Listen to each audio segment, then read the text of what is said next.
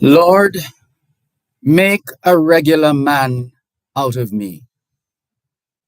This I would like to be, braver, bolder, just a bit wiser because I am older, just a bit kinder to those I may meet, just a bit manlier, taking defeat. This for the new year my wish and my plea. Lord, make a regular man out of me. This I would like to be, just a bit finer, more of a smiler and less of a whiner, just a bit quicker to stretch out my hand, helping another who's struggling to stand. This is my prayer for the new year to be, Lord, make a regular man out of me. This I would like to be, just a bit fairer, just a bit better, and just a bit squarer, not quite so ready to censure and blame, quicker to help every man in the game, not quite so eager men's failings to see. Lord, make a regular man out of me. This I would like to be, just a bit truer, less of a wisher and more of a doer, broader and bigger, more willing to give, living and helping my neighbor to live. This for the new year, my wish and my plea. Lord, make a regular man out of me.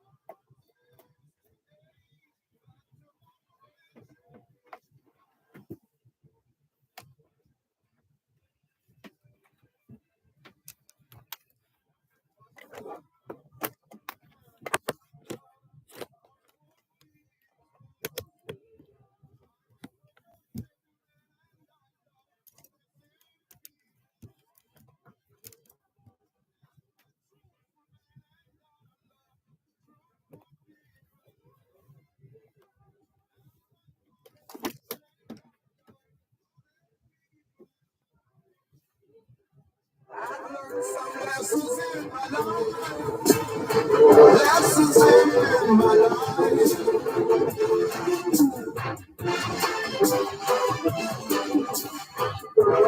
Always be careful of my friends. Be careful of my friends.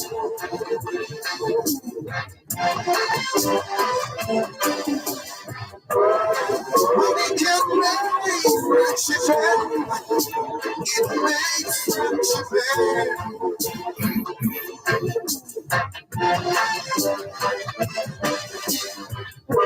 Money can make friendship end. It makes friendship end.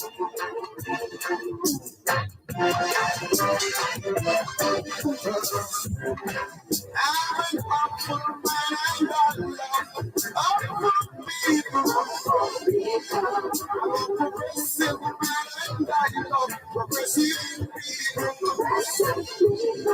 I'm a honest man and love honest people. I'm an intelligent man and I love intelligent people. I'm an aggressive man and I love aggressive people. I'm a fire man and I love the fire people.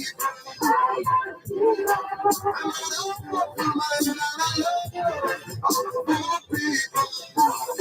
I'm an intelligent man and I love intelligent people. Lessons in My Life by Peter Tosh. The musical selection for today on your program, Both Sides of the Story, Power 106 FM, still streaming live on the Gleaners website, go-jamaica.com. And before this afternoon's musical selection, Lessons in My Life, we shared with you a piece called Lord, Make a Regular Man Out of Me by Edgar Guest, Edgar Guest, Guest. And that's the creative collaboration for this afternoon's edition of your program, Both Sides of the Story, here on Power 106 FM. It's the 26th day of the first month of 2024. It's still Earthquake Awareness Month here in Jamaica. It's also Soup Month. In the United States of America, it's Human Trafficking Awareness Month and Mentorship Month. And still to come, Customs Week. It's Australia Day in Australia, Duarte Day in the Dominican Republic, Foundation Day in Santos, Brazil, and Republic Day in India. In fact, we passed by, well, we figured something big was happening there. Earlier on this, when was that? Mid-morning, there was an event to mark Republic Day, which is observed in India amongst members of that nation, wherever in the world they find themselves. It's Republic Day in India. Happy Republic Day in India. And today, unless this has changed for one reason or another, today is International Customs Day. International Customs Day 2024. And so that's today, International Customs Day, which essentially recognizes the role of custom officials and agencies in maintaining border security. listening to Power 106 FM. The time is now 2:15. It continues to be all smiles at Wellington Dental. We offer dental care for the entire family, including cleaning, filling, whitening, and other dental services. There's wheelchair access and an exciting play area for the children. Wellington Dental, 57 Wellington Street, Spanish Town. Telephone 876-984-5482 or 876-749-3515. If you now want to pop down and enke, you can run mosquito and run the dengue. So no make water circle in open container. Try them to breathe up under the danger. Wash them out, run them away. Tap them with the zapper and dose them with spray. Use mosquito blood and mosquito screen. Protect your house when I make them come in. If you now want to pop down and enke, you can run mosquito and run with dengue. A message from the Ministry of Health and Wellness.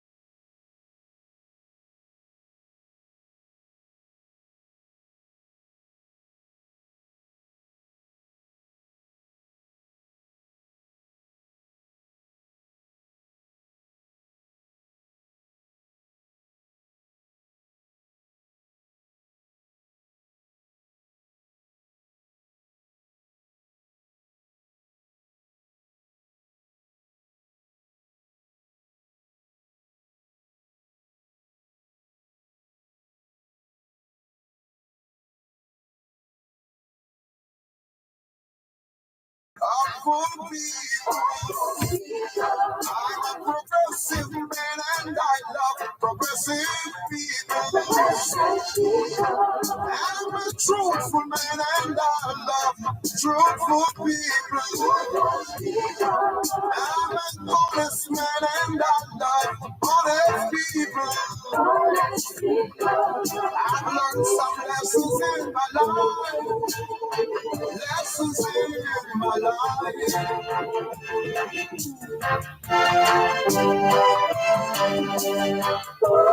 Always be careful, oh my friends. Be careful, oh my friends.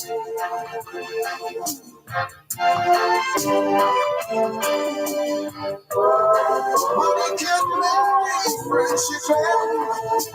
It makes friendship end.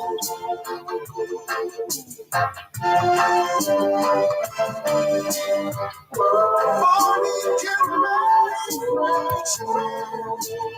It makes friendship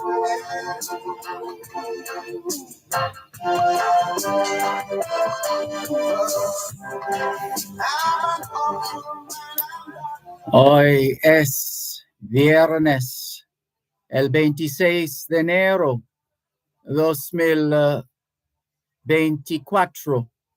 y les saludamos en cualquier parte del mundo que nos están escuchando en este momento. Estamos muy agradecidos por el don de la vida y el privilegio de servirles en otra edición de su programa Both Sides of the Story, ambos lados de la historia. Nunca vamos a tomar su audiencia por sentado, porque sabemos que ustedes tienen otras opciones. Y esta es la razón por la cual jamás olvidamos darle las gracias por elegir Both Sides of the Story, ambos lados de la historia, de lunes a viernes desde las 2 hasta las 5 de la tarde, aquí en Power 106 FM. La misión continúa para educar, capacitar, iluminar y estimular el espíritu empresarial. Bienvenidos.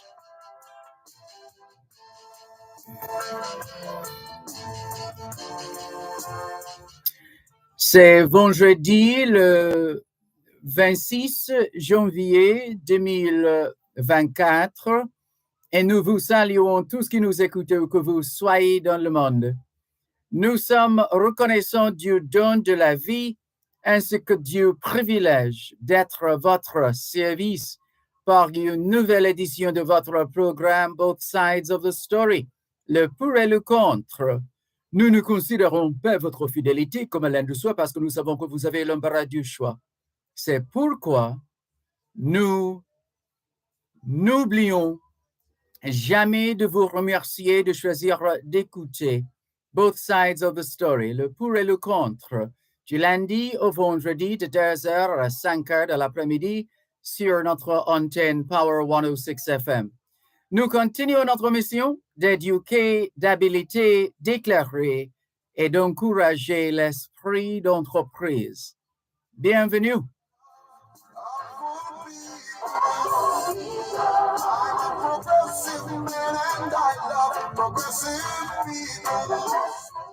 All we're saying is it's Friday, the 26th of January, 2024, and we greet you well, wherever in the world you are listening to us right now.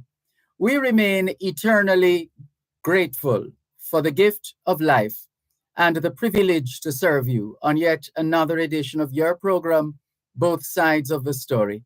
We don't ever take your listenership for granted because we know you have choices. And that's why we never ever forget to remember to say thanks for choosing to listen to both sides of the story, Monday to Friday, 2 to 5, right here on Power 106 FM. The mission continues to educate, empower, enlighten, and encourage entrepreneurship. Welcome.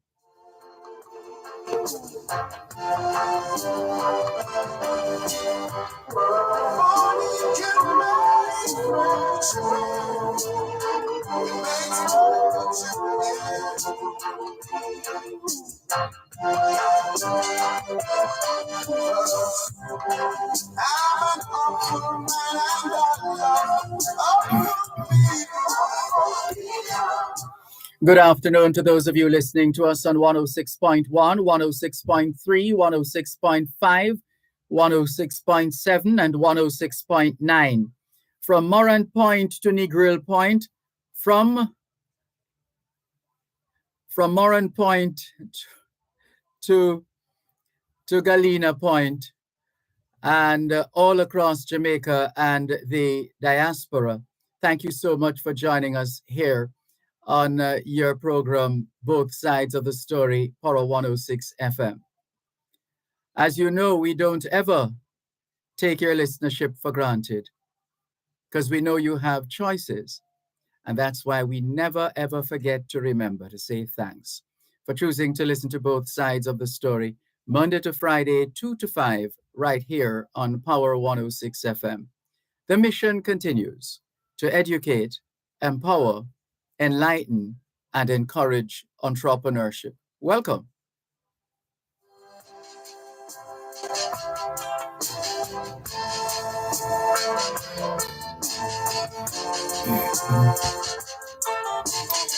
So, what's on your mind on this melancholic Friday afternoon in Kingston, Jamaica, and all over the world? What's on your mind? What are your thoughts? What thoughts are going through your mind right now?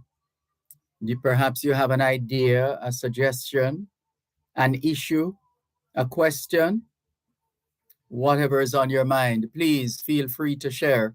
The numbers to call 876-922-4112-5. 876-922-4112-5. The text line is the same as the WhatsApp number, which means you can not only send us your text messages, your WhatsApp messages, your voice notes, but you can call us via WhatsApp as well. That number is 876-365-3346. 876-365-3346. And already we have messages, some of them leftover messages. Others are current as far as today's date is concerned. And there are yet others. Let's see if we can clear a few of those. Let's see, Calvin Lake checking in. Good afternoon to you, Calvin Lake. All the best. Thank you very much. And let's see. There's a conference coming up that has been brought to our attention. The Island Music Conference, scheduled for the 21st to the 25th of February 2024. And media accreditation is desired. Let's see how that goes.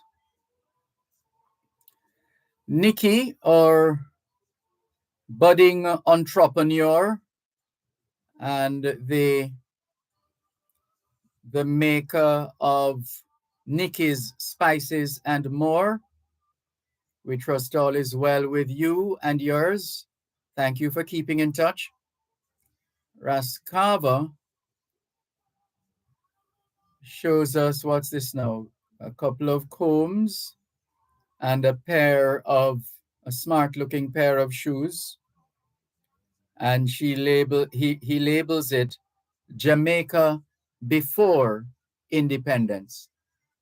Jamaica before independence. It's a video. We haven't played the video just yet, but just giving you the basic information that we're seeing. And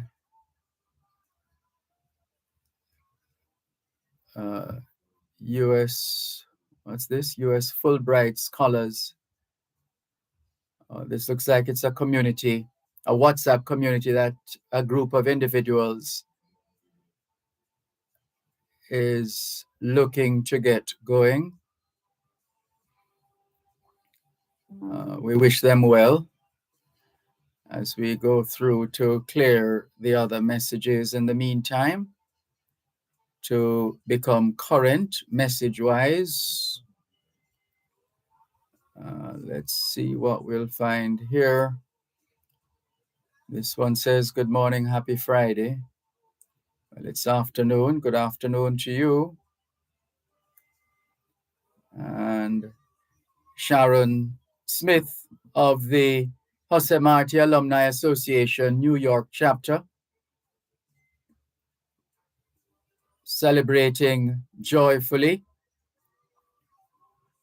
the anniversary of Jose Marti Technical High School, the anniversary of the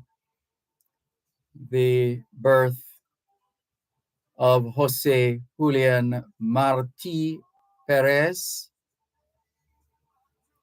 and excellent performance from Jose Marti Technical High School dance group. We're told that they're looking for sponsors. They've won countless medals at the JCDC's Festival of the Performing Arts in the field of dance. And Sharon Smith is soliciting support from members of the Jose Marti Technical High School Arts Department. So we hope they get the support that they desire. And let's see who else is out there.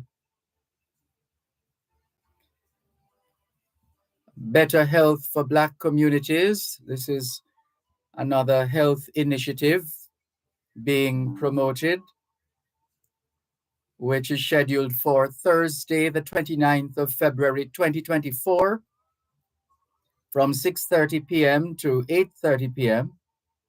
The location, and this is for those in the UK, the location is Chestnuts Community Centre, 280 St. Anne's Road, London, N15 5BN. And it's Black Health for Black Communities. Google that and you'll get some of the information. You're listening to Pearl 106 FM. The time is now 2:30. Are you passionate about agriculture? Join hands with the Jamaica 4-H Clubs, the leading youth organization dedicated to supporting the next generation of youth participants in agriculture. Unleash your agricultural potential through our stimulatory and mastery level training, enterprise support programs, tractor operation and maintenance, along with our agricultural scholarships and bursaries to help you achieve your academic goals. Stay connected. Follow us on social media today at Jamaica 4-H Clubs. In case of an earthquake, and the place that shake it, cover and hold on, cover and hold on.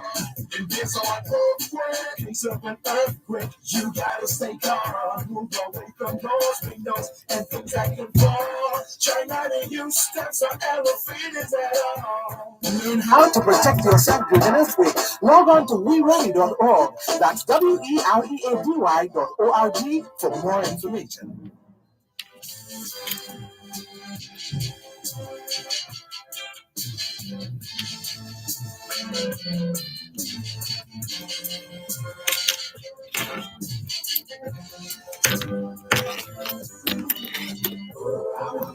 Some lessons in my life, lessons in my life.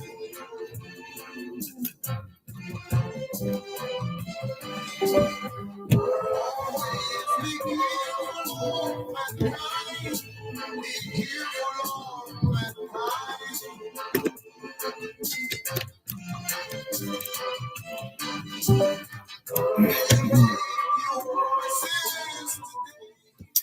Thanks a lot for staying with us here on your program, Both Sides of the Story, Power 106 FM, still streaming live on the Gleaners website, go-jamaica.com, live on your smart devices all over the world. Taking your calls on 876-922-4112 on this International Customs Day, Friday, the 26th of January, 2024. And take a quick look at the theme for this year to put the day in perspective. Customs, engaging traditional and new partners with purpose. That's the theme on this International Customs Day.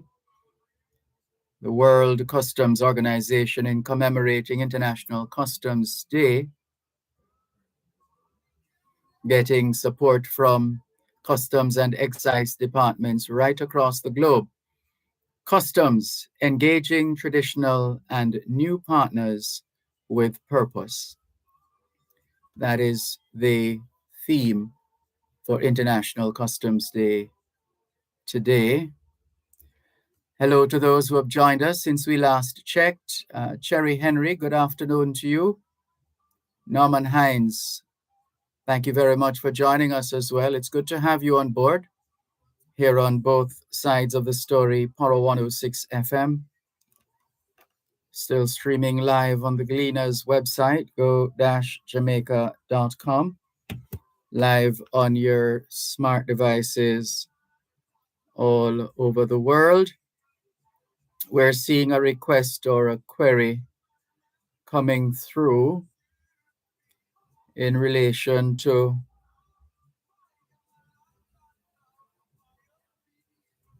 let's see if we can. Right, so this is an issue with respect to pension matters. All right, let's make an adjustment to the device here so we can pick it up properly.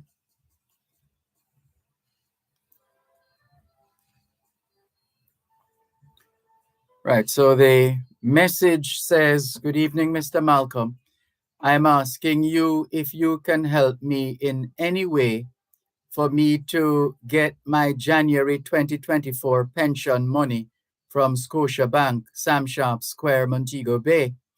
I was put off until March 4th to get it. and she has given us her name and her number. I don't have that kind of control, but I'd be happy to share your information with a representative from the Ministry of Labor and Social Security. In fact, as we speak, we're trying to bring up the WhatsApp account of one of the team members. Hopefully, she still works at the ministry. Let's see.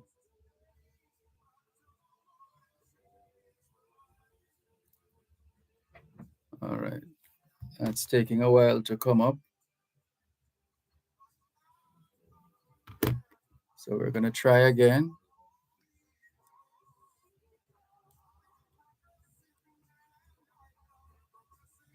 See what we have here now.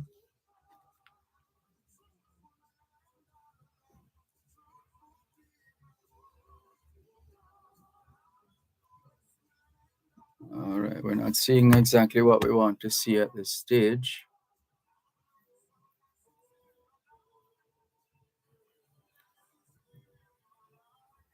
I tell you what we'll try to do is to, one suspects that's not going to happen this afternoon because most offices these days close early on a Friday for whatever reason. So some services are curtailed. But we'll see if we can help you to make a connection. That's as much as we can do at this stage, but we can't force anybody to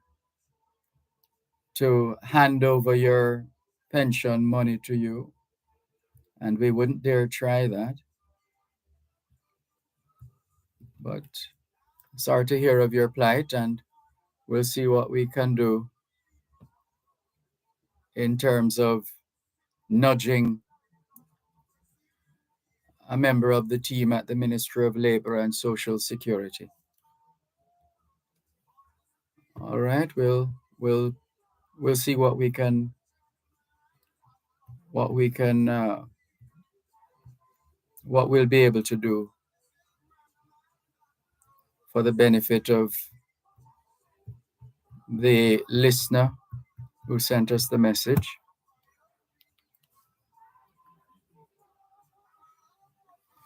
In the meantime, we continue with more on your program, both sides of the story here on Power 106 FM, still streaming live on the Gleaners website, go-jamaica.com, live on your smart devices all over the world.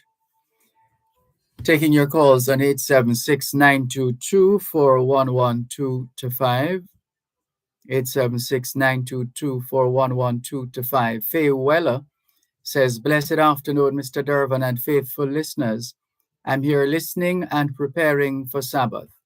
More power to you, Faye Weller. Thank you very much for sharing. Remember the numbers to call, 876-922-4112-5. 876-922-4112-5. The text line, same as the WhatsApp number, 876-365-3346.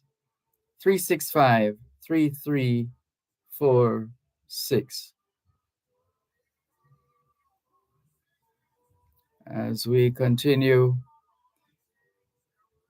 to surf our devices for information pertinent to the program.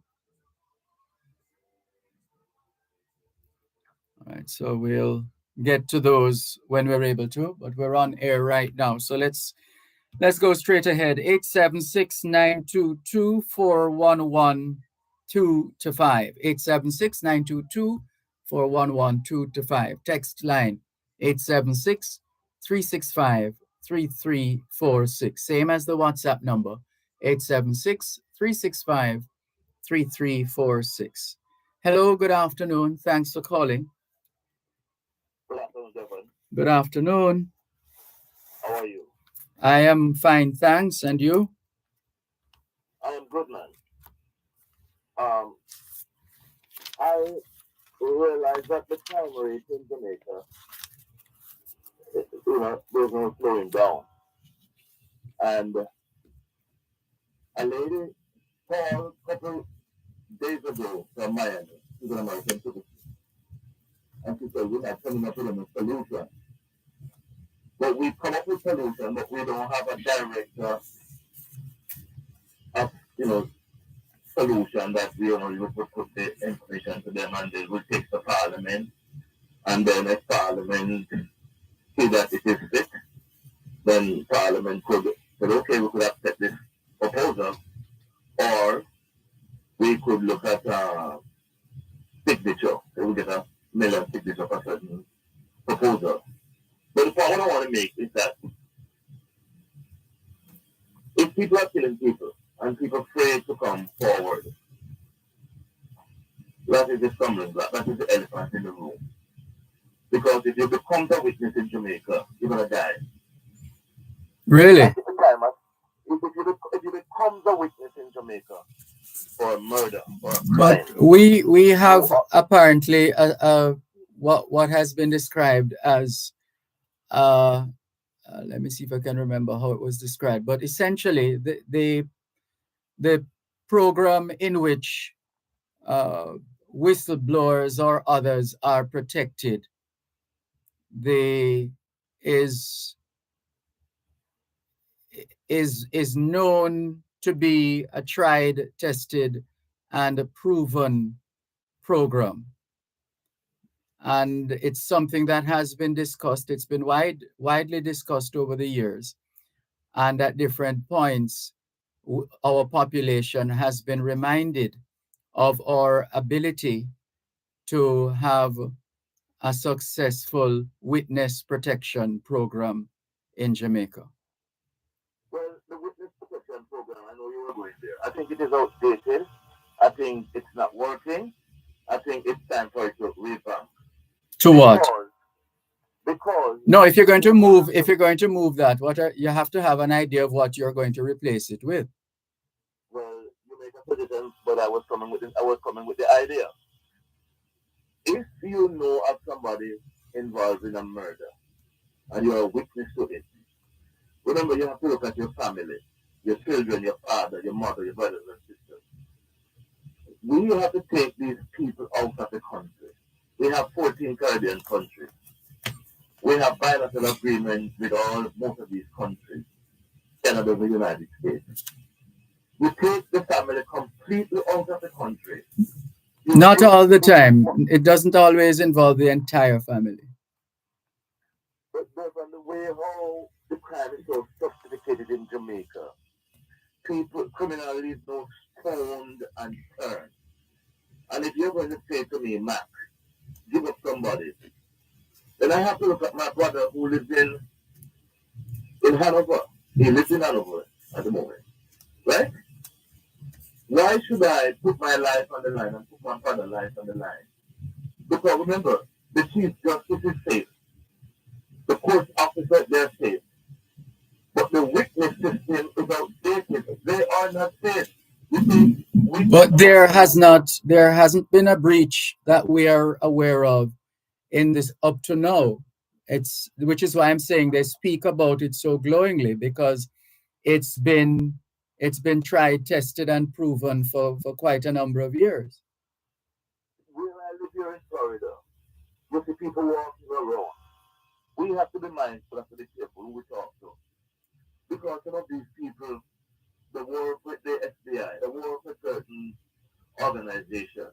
So we have to mindful of who we talk to. They're your next door neighbors. We can't do certain things because we don't know who they are. But Right? Because you're not supposed to know who they are. no, Hold a moment, please. One moment. you're listening to Power 106 FM. The time is now 2:45. Here is a financial literacy tip from your friends at Power 106 FM. Save for retirement now.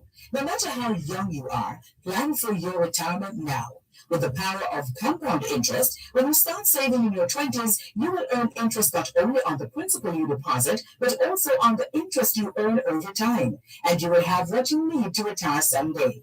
Company-sponsored retirement plans are a great choice. Not only do you get to put in pre-tax dollars, but many companies will also match part of your contribution, which is free money. If you don't start early, you may end up needing to work much longer to catch up on your retirement savings.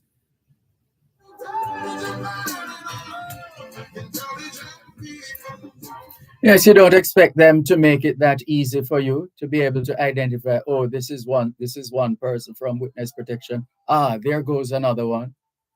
That's not supposed to be. Is he there? Hello? Yeah, yeah, man, I'm here. Mm. I was just making a general point in that regard, which I know that that's not supposed to happen. But I think the time has come. We looked at these situations. I think the time has come. But if you're a witness to a crime in Jamaica, you don't go to court. Those What things do you you do? don't go. You must do it by remote. Not go to court, because when you go to court as a witness for a murder crime in Jamaica, you are putting your life on the line then. But you are aware as well that we do have that program, that service in place as well, that allows for people to testify from wherever in the So, world they are safely ensconced.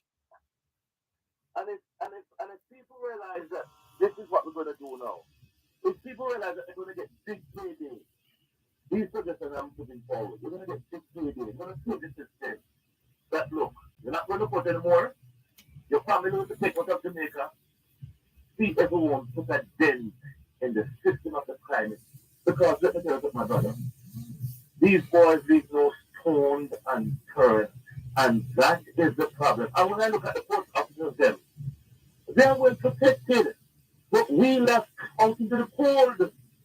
So the system, let's understand, it is outdated in Jamaica. It is not working. Because we But have to I'm still stop asking suffering. though, what are you going to replace it with, apart from just setting up one of the virtual systems to get testimony from one who is under protection within You, that you know what? space? I can be a witness to a crime here in Florida. Here in Florida. And then I gone somewhere. Nobody knows to find me. I gone somewhere else. I am well protected. When you talk to people who are on the ground, who work with certain organizations, who involved in certain things, and they tell you, right? And they tell you, man, someone look, man, I'm a federal informant, man. They said, look, I'm a federal informant. I never see that guy again. He's a federal informant. I never see him again. He's just talking and he just tells me, right? You go to places, sit down with people, and you're eating. And the next thing I see my friend, I said, what happened? He's in federal court. The people I was sitting with, they were working for the federal agent, and I didn't know. But they wanted him. They didn't want me. And he's gone. That's how these people do the system. These people are the best in the system. So let's revamp the system. Let's look at it. It is outdated. It is not working. And see if we don't come up with a better solution. My last point to you. The US is now saying that we citizens and residents, whether we're born and grow here, we must be mindful of traveling to Jamaica because of the health system. We've been talking about this. To do a dental implant is $2,000 to do a dental implant. One teeth. And if you don't have insurance, then it's going to cost you more. And we are saying all these are rising hotels that you're telling. You're not going to go with Arm and Co. You're not going to go with my good friend who now put up the 20, when I put up the, who are part of the 28th story, the first female architect, I think, West, in the Caribbean, whatever, very nice lady, I know very well. And I give up more power to that. But why can't we have one of the best 2,000 rooms, 2,000 medical hospital in Jamaica and to say, Mac, you want to do dental implant? You want to do certain procedure? Jamaica is close to United States. I'm bringing my children back, my US dollars. You have the best equipment, whether it is eye, ear, foot. If we go that route, what the US is now saying that before we come, we must have our insurance. And this is what I was discussing with my friend the other day. That I'm about to go to Jamaica, but I have to check my insurance that it is updated. Because when I go to Jamaica, I must be able to cover with my insurance. Because the system, the amount of money we could be making from El tourism, oh my goodness, all these hotel rooms that you're putting in, you don't have the facilities down there to take care of. Look at trauma. Eh? Look at the trauma system.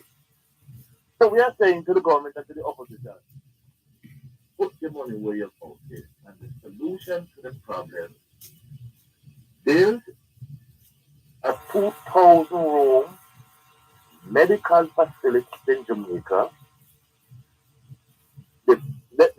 Do it like what they call, they have this hospital here, the male clinic.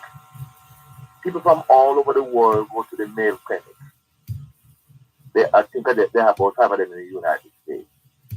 And what they do, they train and hire the best nurse, the best doctor in the world.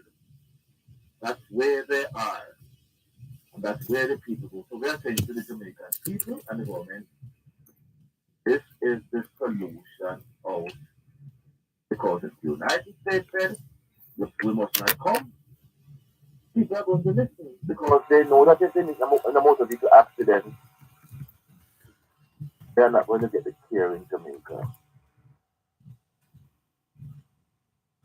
You understand what I'm saying, Dervan? I hear you. I don't take this thing, Dervan. I don't take these things lightly. We could be pulling in, we could have traveling nurse, we could have traveling Jamaican people who are, some of my friends who are Jamaican registered nurse, but they travel all over the United States. They could travel and come to Jamaica, work with a United States doctor in Jamaica for 3 weeks, 4 weeks, a month, and then come back to the United States. Dentist, ear specialist, eye specialist, foot specialist, and mouth. You name it. But do we want to prepare to do that? Because our representatives, the governor general, the prime minister, they can fly out and come to Miami and come to the Mayo Clinic, but the Jamaican people do not have the facility. Governor, enjoy your blessed weekend, my brother. And you do likewise. All the best. God bless. Bye bye. This is your program, Both Sides of the Story, Power 106 FM, still streaming live on the Gleaners website, go-jamaica.com, live on your smart devices all over the world. Taking your calls on 876-922-4112-5. 876-922-4112-5. And the text line, same as the WhatsApp number, 876-365-3346. 876-365-3346. Hello, good afternoon. Thanks for calling. Good afternoon, Mr. Malcolm. Good afternoon. There's a news item on the, I think it was a 12 o'clock, where a truck carrying market folks crashed this morning, injuring several people and killing one. I have to offer my condolence to the family. I really have empathy for those persons who have to travel by truck or whatever means and coming to Kingston to sell to the coronation market to sell, ground forage. I've so over the years good friends as a result of accidents coming into town to sell and truck crashing and the dying. Just goes to show, how difficult ordinary Jamaican citizens, especially some people from a rural community, you leave home, how difficult it is to secure. You have to go into fields and secure the ground provision, get it ready for the truck, and then when you pick it up now, and the truck pick them up and, coming in to sell, these kinds of things are really unfortunate. It is. Sometimes you need to, I think, some of these persons who carrying passenger, it's not like one time when the driver were more, sometimes it's owners and they were more careful about how they transport. Some of the time when you look at some of the vehicle and the condition, you wonder if they really take people's life serious, or it's just about, how much person they can cram in and how much money they can charge, because nowadays they're charging a pretty penny for people to come to carry market people into Kingston. And as I said, it's very unfortunate that that person lost, their life that way. Yeah. No fault of their own. Coming to make a living, coming to sell goods. And just, you can imagine how the families, who are at home, looking forward for the parents to come back the next day, only to hear what happened. The next news item I listened to is the incident where a man was killed, I think. Could be same place in Westman around one of them parish. Where they said this man is a ice cream vendor. I don't know if it's extortion money he was supposed to pay, but they break into his home demanding money. And after he give them what him they still turn around and murder this man, even though he was pleading for his life. And I should believe in capital punishment, right? Because there's no way that these kind of people who go around show no mercy to their victims. And then if and when they are caught, they do everything. They employ the biggest and lawyers to defend them, right? And when people gonna say, "Oh, they don't value their life." If they don't value, when you kill people, you don't value life. Why you don't go and give up yourself then? You should go and give up yourself. If you don't care for your life, and that's why you're going around and taking other people's life. If by some chance I have to kill somebody for whatever reason, I am not going to run and hide because I know the consequence of killing somebody. So I am prepared to go before the court, and if possible, I don't have a problem if I have to face the execution, because that is what you're supposed to get when you go on. It's not like say it's an accident or a plan. These people that it's premeditated murder. They come in the most vicious form. And then where people say, we should abolish Jaffa. It is barbaric. You see them Mexico and I think it's Alabama one and yesterday actually. Yeah. After that man has been on death row from 1988. From 1988, 36 years. And we have liars out here who take up a case for murderer to Britain and then England with the hypocrisy is declared that having person on death row for more than 5 years is inhumane. Right? And you tell them what the picture what I use. That doctor, but it was well, it's in the punishment, torture and punishment to have these people on death row for more than 5 years. So the pass a rule, they need a rule in that once a month is on death row for more than 5 years, he can no longer be executed, and they have to commute the death sentence, right? Yes, Out of 5 years, it would be inhumane. right. It is inhumane to have a person and death for more than 5 years. Yes. Hold a moment, please. Contractors, developers, and small builders. Contact Coast to Coast Group of Companies for high quality concrete products. The time by Coast to Coast Group of Companies is your taxes want to keep. Taxpayers. Select tax offices will be open this month and Saturday for your convenience. Conduct motor vehicle transactions. Pay property tax or traffic tickets. Renew your driver's license. Or drop off relevant documents at any of the following locations: St. Andrew, St. Anne's Bay, Montego Bay, Mandeville, or Savannah Lamar from 10 a.m. to 2 p.m. The Portmore office remains open on Saturdays from 9 a.m. to 2 p.m. Visit www.jamaicatax.gov.jm or call 888 Tax Hub for details. Tax Administration Jamaica, changing the way we do business.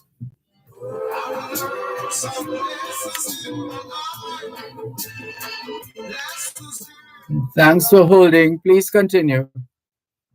Yeah. When you look at it, it would be interesting for somebody to do a survey. Since that ruling, what has been the murder rate in Jamaica? Because I am sure it must have had some influence with the escalation of murder in this country. Because when a man knows that you murder somebody, or the very least might happen if you do get caught, you won't be executed. That to me must be a motivation to go and kill people. And I don't care people talking about, but it is not a deterrent.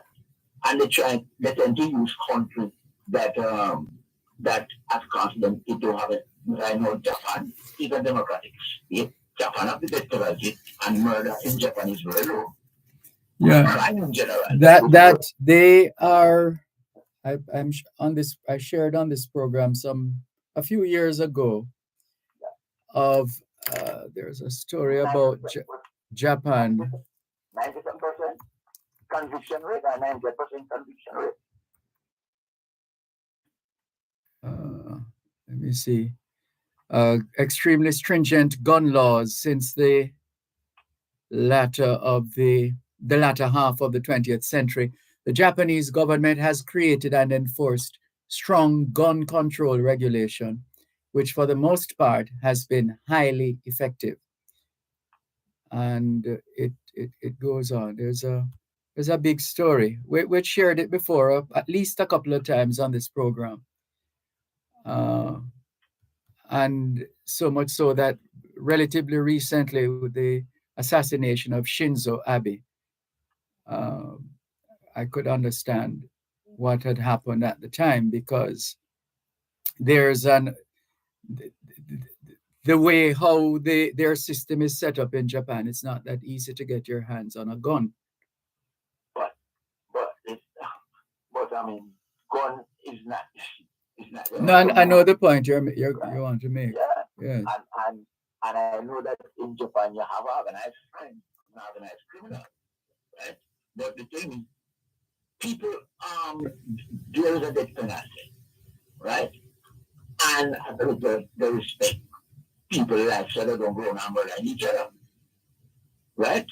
In China you have it. What is the rate of murder in China? In Singapore you have it. Thailand you have it. Quite a few countries have kept that, and they have very low murder. I wouldn't even go to here and the place, right? But we have this tendency where you just say, it is barbaric, and the very people like England and the rest of the European Union who we say that we should abolish capital punishment, they don't have a problem building weapons of mass destruction to go around and kill hundreds of thousands of innocent women and children in the name of war. Look at what is going on in Israel, England, America, and don't they support it? They don't even want to have a ceasefire, because if they wanted to have a ceasefire down there, they would have demanded that there be a ceasefire. It's over 26 million thousand people have been killed in Gaza. Most of them women and children, right? So I want to know, those persons who are being killed, they are victims. They don't have, it's not like they're part of any criminal organization.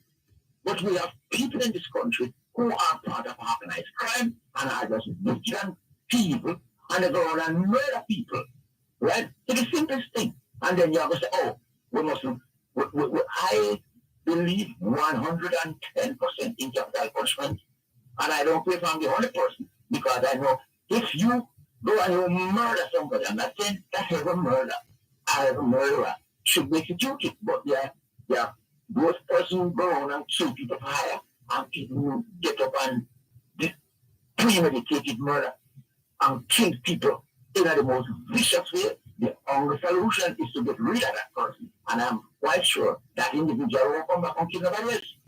I don't care if 10 more want come, but that particular individual can't kill nobody else. And that to me is justice. You kill somebody, you deserve to die. Right? But we have this hypocrisy and this double standard. Oh, we must abolish and it's not going to this and it's not going to that.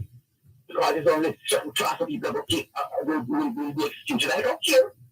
Whoever go and commit murder deserve that they must accept the responsibility that look, the consequence of killing people is death. You take us up, there's nothing else you can do because that person can't get back in life. And look at how they make it look. Oh, there's not much that is being said about the victims and the fact that when you kill somebody, family, you take away somebody, breadwinner, you take away somebody loved one. As long as those family members live, they will never forget. It's like it happened yesterday. Talk to people who lose a loved one, and it is fresh in their memory. And the people who do it up and down, celebrating, them and their family. When I hear the minister of justice come and talk about, when you commit a crime, all you need to do is go before the court and plead guilty, so that the judge will give you a lesser sentence so that you can go and spend time with your family. What about the family of those persons you killed? What informs your conviction that reintroducing capital punishment is guaranteed to make a difference? I am not talking about whether it is going to make a difference. My point is, Mr. Malcolm, the penalty, we still have it on the book. Mm-hmm. It is still on the book. It's not like it was, we abolished it. It is still on our law book. The last time when the discussion came up, I think it was during the systems time, they had a conscience vote in Parliament. Yes, they did. 30 odd members voted for capital punishment, and I think 17 voted against it, right? Mm-hmm. Since that vote, we have not heard nothing from these parties. I remember the same Minister of Justice, when he was in opposition prior to them coming in for 2017, he said that the last execution in Jamaica was done by the GLP, I think, 1988. Mm-hmm. And the DNP government was weak, and when they come back in power, they will carry out capital punishment. I am not saying you must just go and just really, but once the person has been found guilty, we shouldn't better waste the time. If you want to make them go and appeal, always go and appeal. But it's rubbish about being on death row for 5 years. If that is what they're using, and the lawyer using that strategy to drag it out. So they drag out the trial, and by the time the trial comes before the court, the 5 years will have already gone. So that person cannot be charged cannot be sentenced to death, because the 5 years would have already been passed. So it's like we are literally encouraging people to go and murder people, because there's no consequence, there's no serious consequence. When you listen to somebody sentencing that they get for committing for killing somebody. In America, anyway, the states that don't have capital punishment, when you kill somebody, if you don't get executed because they might not have the capital, you're not. How much of them come back out the road?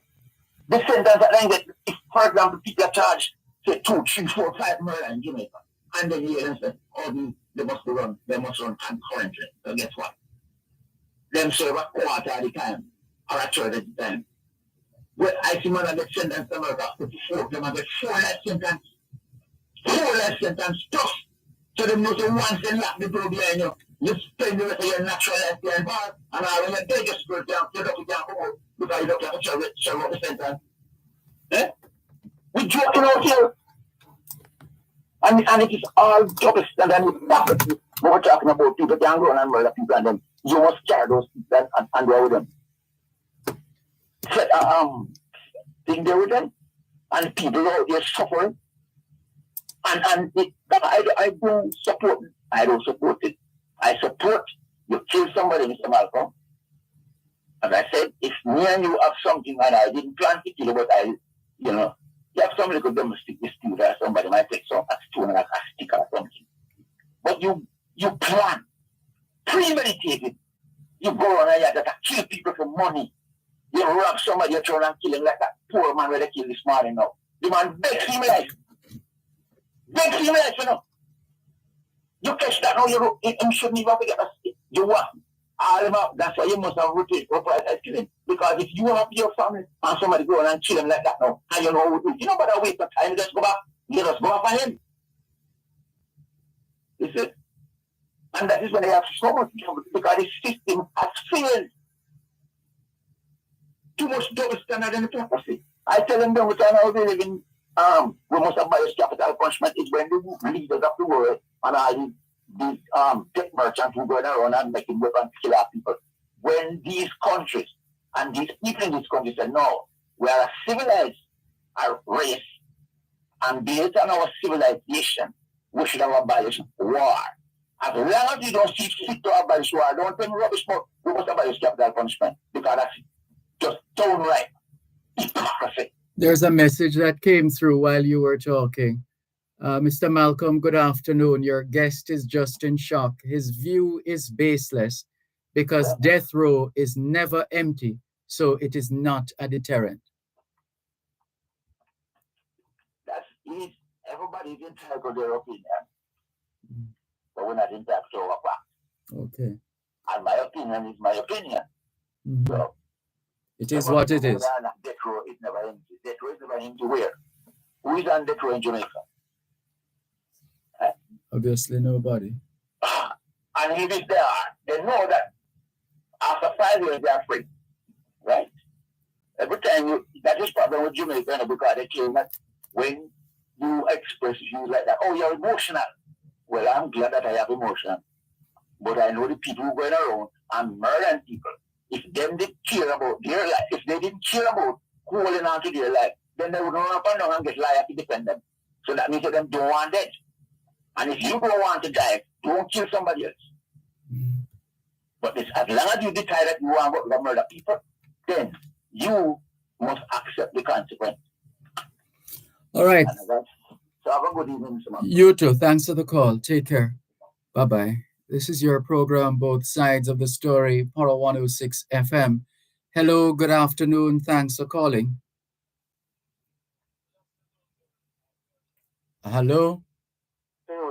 Good afternoon. Yes.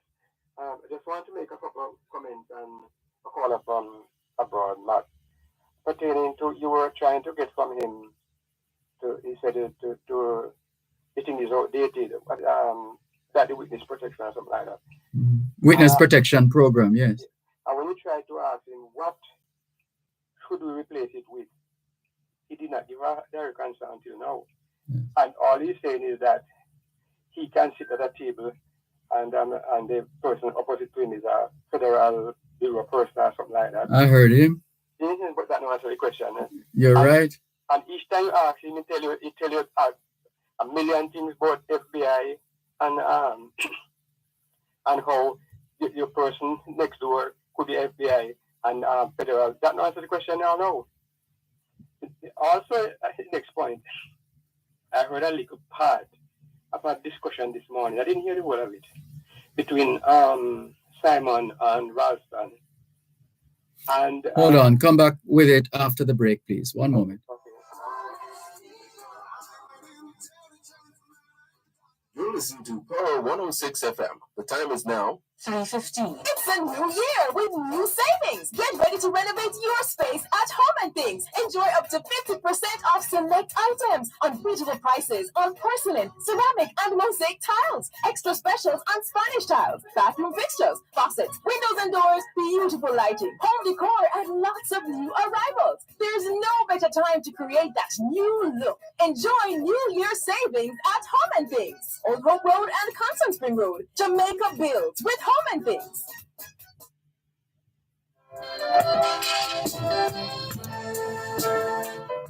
Thanks for holding. Please continue. Yes, and the other point that he raised, he spoke about the travel advisory from the government of the United States of America. And he's saying because of it, so that he said he wouldn't be coming to Jamaica. However, I think over and over, as Ralston and Simon were saying this morning, that they don't think many people listen to, the tourists come here. I don't think they listen to travel advisors as such.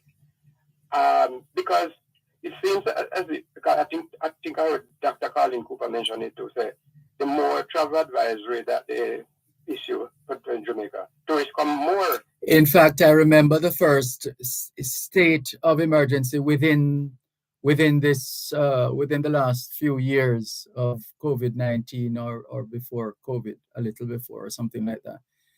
That there is a. I happened to be in Montego Bay at the time with that first state of emergency when we started the system of going from one state of emergency to another. And the visitors were at ease because I deliberately was using the opportunity to look around and to see and to get a sense of how people were feeling. And everybody was just getting on with their lives, not least of all the visitors from all over the island. Yes, and in support of that argument, a couple of points. One, as I said before, I don't know how many people listen to the travel advisor because some time ago I was listening to a program by Mota Baruka, and he was commenting on the same thing, and he said on one occasion, I don't know where it is, but I heard it. The advisory that was issued to Jamaica, the government of America specify some places, like they say, you are not to be seen certain places at night. That's what they were telling their citizens. If you should go to Jamaica, this is what he said, more or less, not word for word, but you should avoid places like, I think they mentioned Augustone, they lay to Clarendon, and like Russia and Savannah or something like that. Mm-hmm. And what I was saying, you must go someplace or the other during that time and see people from the embassy who probably know the person, white people too, a place like Pasa.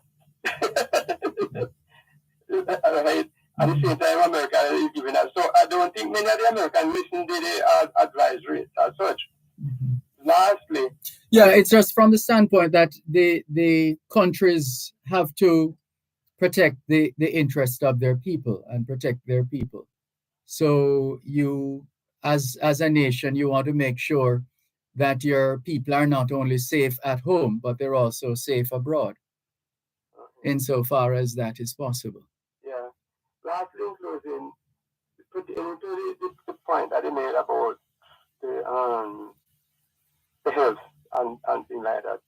Now, it is probably true that we need to improve our the health system out here somewhat. But our health system has been like this for quite a while, and I don't think we should necessarily America have to tell us that we need to improve it. Yes. It's need improvement, true, by far in many areas, right? But I don't tell America telling us. Well, I don't know if they're going to improve it now that America is telling us. Well, neither America nor Jamaica wants to have any beef with the other, quite frankly. Yeah. So in a situation like that, you perhaps it would be more, and the diplomats should know better than this, it would perhaps be more tasteful off air to say to your friend, you're from a friendly nation, Yes. this we appreciate your concern of the situation in Jamaica. We look forward to further collaborations with you and your team as we play our part in the region, blah, blah, blah, blah. Yeah. Yeah, that it perhaps needed that. But in this time, or depending on what the thinking of the decision maker was when this matter came up, it perhaps must have been of a nature that those involved in those discussions felt it necessary to make their position public. So it could be a combination of factors. Lastly, I think, I don't know, but I don't know if this will be far-fetched, but some people are saying that it must, I don't know if we use the word revenge, either for what happened at the airport, or that they said that Jamaica was in qualms, what you call it now, at some opening at some function with the Chinese ambassador, some diplomat from China. Oh, the vice president, I think, from China. Yeah. Wang, was it Wang Right. Yin? Wang Yi? Yeah. Wang Yi. So the American are look here, man. Too chubby, too chubby with the Chinese, man. And but the Chinese are here already and they are growing in numbers. So Yes. I don't know if that will. Well, clearly those involved, well, we hope they're vested with the duties of diplomacy, to be able to act appropriately. Yeah. Because the Chinese are not going away anytime soon. Exactly. So, I don't know if it's on level or somebody was talking about how the Chinese are going to come here at some point also. But Chinese are here. They've always been here. They came. No, not only the increasing in numbers. If you Yes. in the towns in Jamaica, all the towns, well, that those I won't say all of them because those that are as far as I see and heard and I hear, there are far more Chinese business in Spanish Town, in Savannah here, and even as far as little townships. St. Montego Bay and St. James. Yeah, and those are big towns when I the towns for me, like Petersfield, and we had the truck turn over there this morning as well. And from that, Darliston, Chinese, several stores there, Darliston, not to mention Salvamar, it's overrun. The Chinese are here, they are here. And they look at they're not going to win anytime soon. They're here to play their part in the country of out of many one people. Oh, okay. All right. That's it, sir. A little contribution. Thank you very much for calling. All the best. All the best to you, sir. Okay, take care. This is your program, Both Sides of the Story, Power 106 FM. Quickly, a couple of hellos. Jeannie Chambers, good afternoon to you. Julia B., good afternoon to you too. Thank you very much for tuning in. And we're seeing a message by our good friend Albert in Coconut Creek, Florida. This story isn't that good, but he has put the information out in the public domain. I perhaps would not have read it under normal circumstances, but Mr. Lewis apparently wanted it this way. So Mr. Lewis says, Mas Dervan, good afternoon. My dad, Keith Lewis, is slowly traveling out of this world as we know it. He took ill suddenly 2 weeks ago and was admitted to hospital. We hoped that he would have recovered. However, he didn't, and unfortunately had to be placed in hospice care. He's resting peacefully whilst we count down the time. Our sincerest our sincerest wishes to the family as you do your best to cope in this time based on the situation as we have outlined it. Our best wishes to Mr. Lewis, our warmest regards, and thank you for keeping us into the loop, Mr. Lewis. The circumstances notwithstanding. All the very best. This thing called life is a most precious thing. I think we all know that.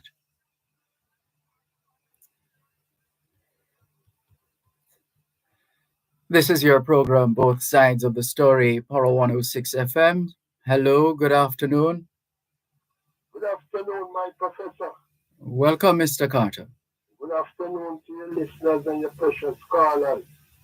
Thank you on their behalf. Yes. The International Criminal Court, they have ruled that Israel is committing genocide on the Palestinian people. And on the panel, the leader of this region, the court of various leaders of the region. A Jamaican woman is the leader of this region and the court, International Court of Justice. Who is that? I don't remember her name. Because there's a Jamaican jurist who has, I think he's still serving. He's on the same International Criminal Court that you mentioned.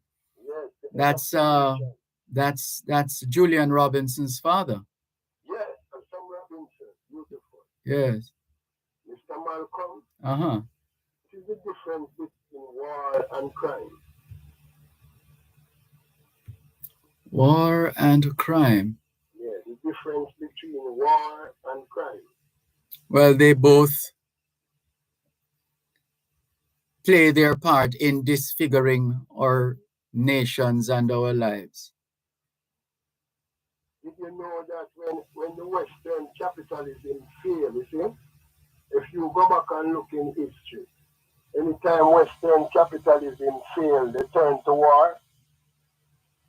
If you go back and look at World War I, World War II, Vietnam War, all of the wars. Yeah, there's a thing about that, about taking the attention of if there usually is some kind of undercurrent of false flag.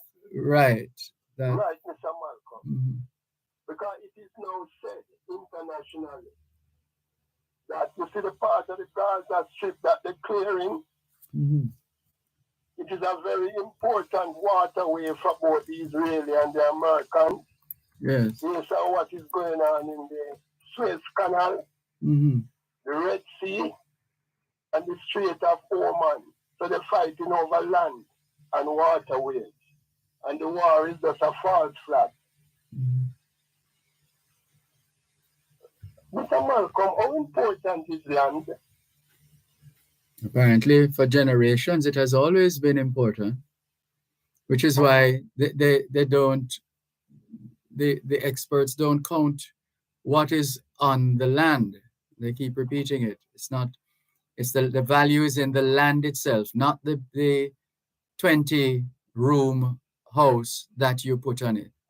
You know, I hear you say that thing yesterday, Professor. Mm-hmm. Why you explain to the listeners with your understanding of land? Why is it important to preserve the value of your land so that you can be rich and hand over riches to your grandchildren and that land title? Tell the people, Professor.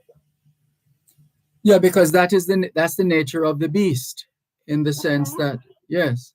One moment.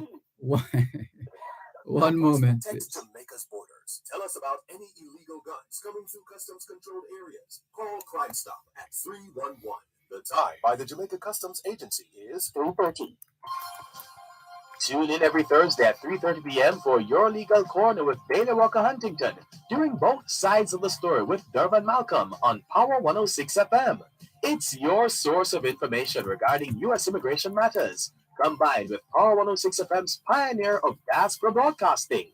Call in with your U.S. immigration queries and concerns on 876-922-411225 or send a text or WhatsApp message to 876-279-8598 and get the answers you need for your U.S. immigration questions. That's Your Legal Corner with Bailey Walker Huntington, Thursdays at 3:30 p.m. during both sides of the story with Dervan Malcolm, only on Power 106 FM.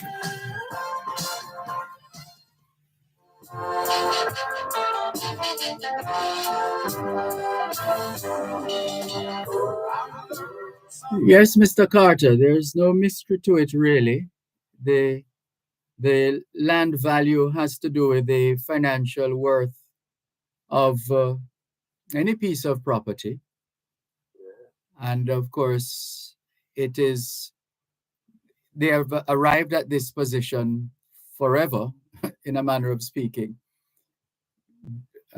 because it is the estimated amount for which a plot of land should exchange on the date of valuation between a willing buyer and a willing seller in what is described as an arm's length transaction.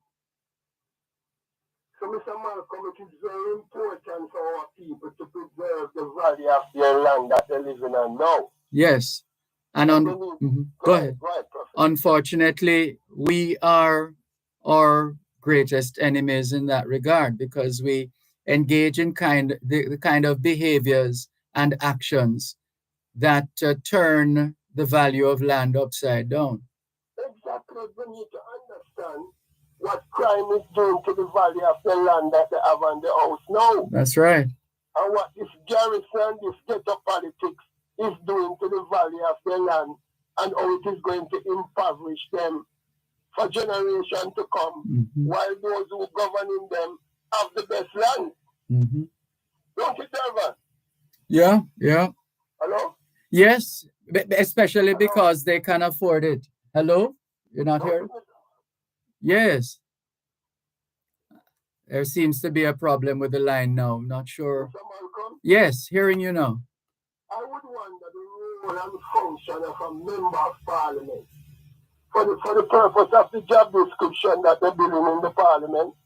The role MP should never be meaning member of parliament anymore. It should mean managing people. Oh, I like that. Yeah?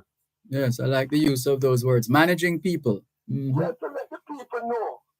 So you see the land where you have here, so where you have your house and now. This is the value that you have that you must preserve so that you can leave it for your children. Don't it, Dervan? For generations to come.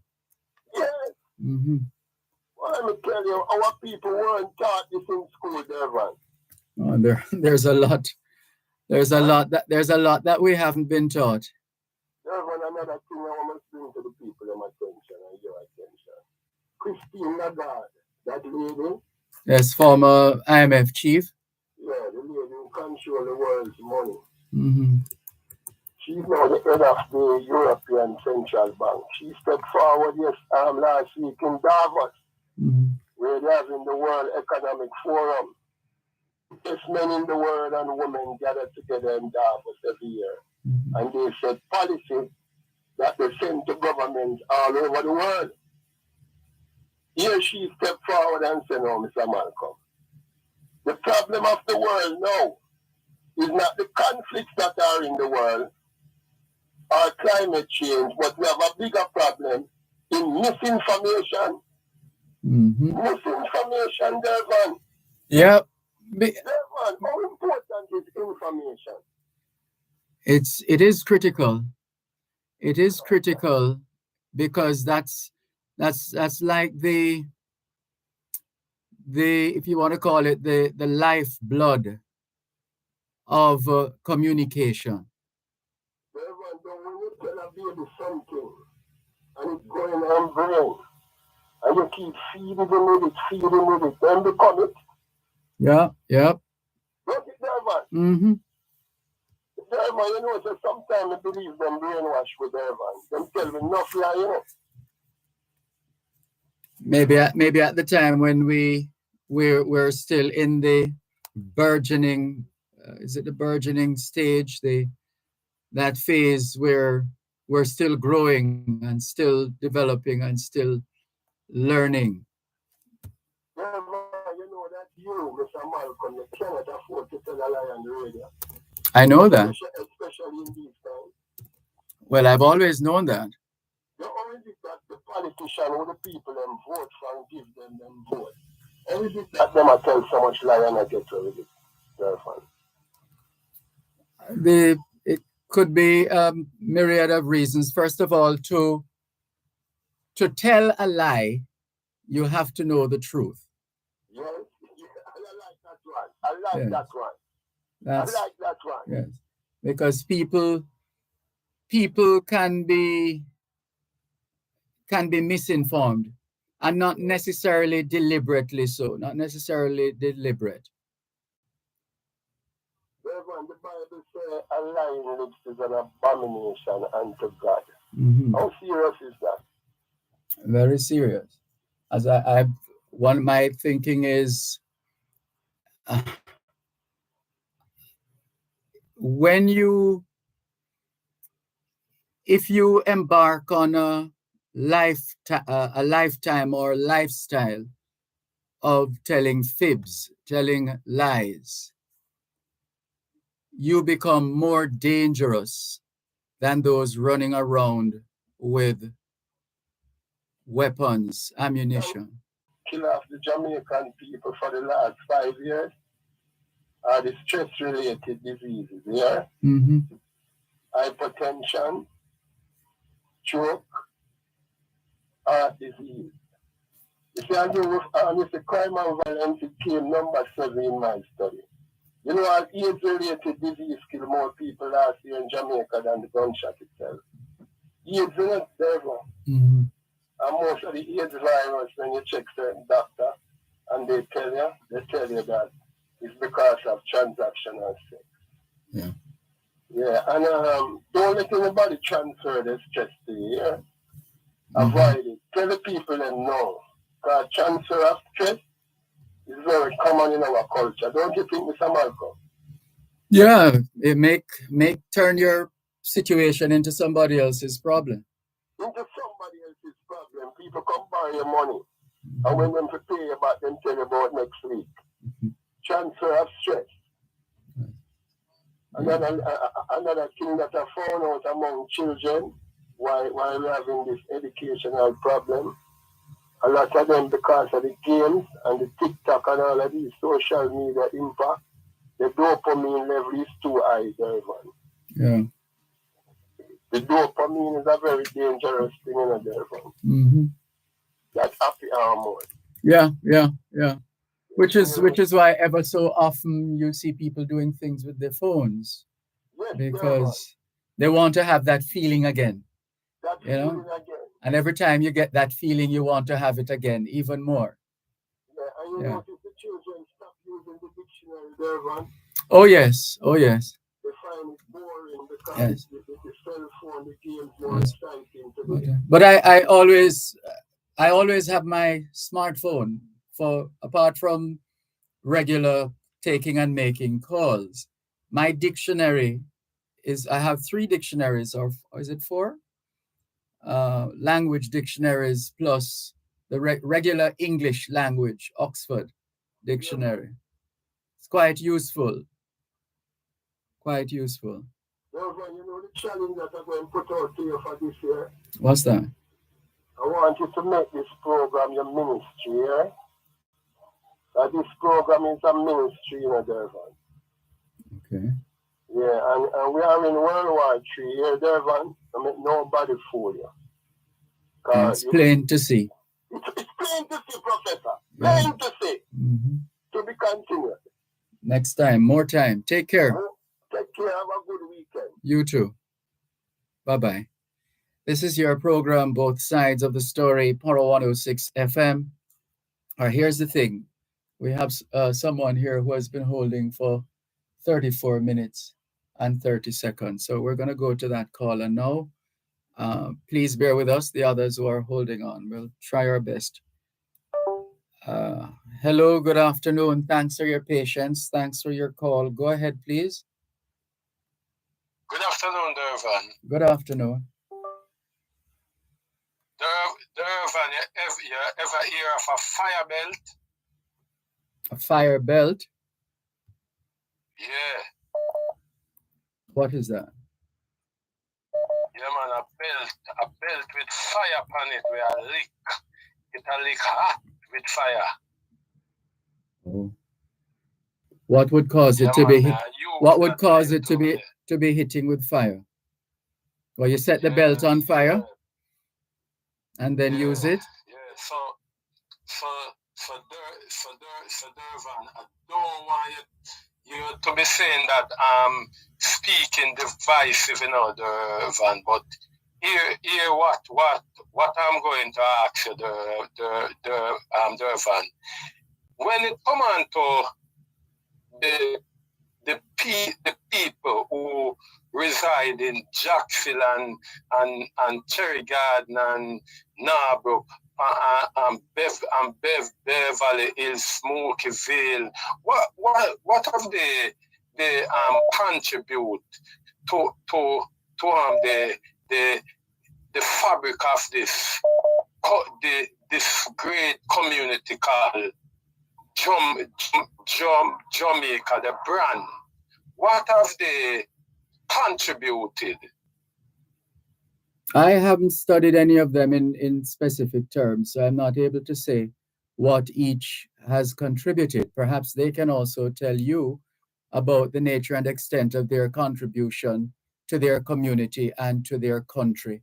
And in instances where it is made known at a ceremony for honors and accolades, then that's another opportunity to learn what these people have contributed, and so everybody has played a part at some point or another. Now, the extent.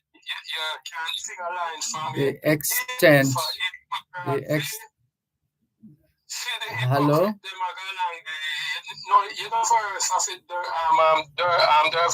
No, I'm sorry. I'm not sure what you seem to have diverted to a whole different road. I'm not sure what's happening now. What are you saying? No, Dervan, I don't divert because my comparison to the what have these people done to brand Jamaica? When I seen this movie here, the Bob Marley movie, I'm saying, look at this movie now. Yeah, when I look, I think Shani and Fraser is from the ghetto of Waterhouse. Bob Marley is from Trenchtown. Well, hold a moment, please.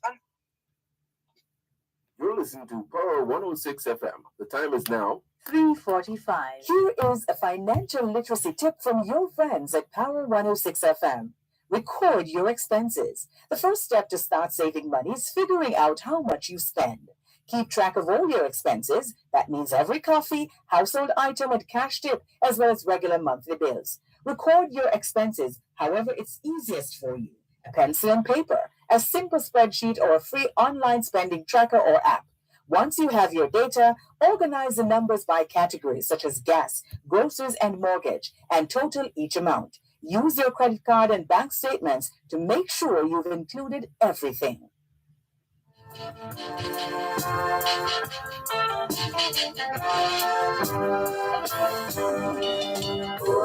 learned some lessons in my life. Lessons in my life. Always be careful of mankind. Be careful of mankind.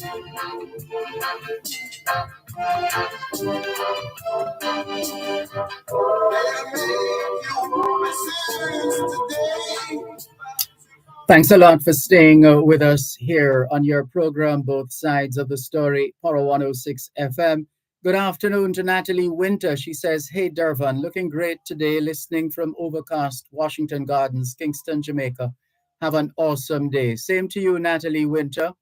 Herbert Bogle says, "Mr. Malcolm, good afternoon. This guy, Mac, I really think he just likes to hear his voice, because each time he calls your show, he acts like he knows it all and always comparing Jamaica with Florida." And yet another message, this one from Charles James, saying, "First time I ever agree with Portmore." And that's the caller earlier on the subject of the death penalty. So let's resume our conversation with the caller who held on for about 31 minutes. I think someone is trying to get on now. I think it's one of our regular listeners in Florida trying to get on now, but it's not possible. If you're having a difficulty, it means the line is already engaged. And indeed it is. Sorry about that. But keep listening and you will know when the line is free. For the time being, though, the line is occupied by the caller who bear that in mind. And we hope you will still be able to get on today at 12. It's now 12 minutes going up to 4 o'clock.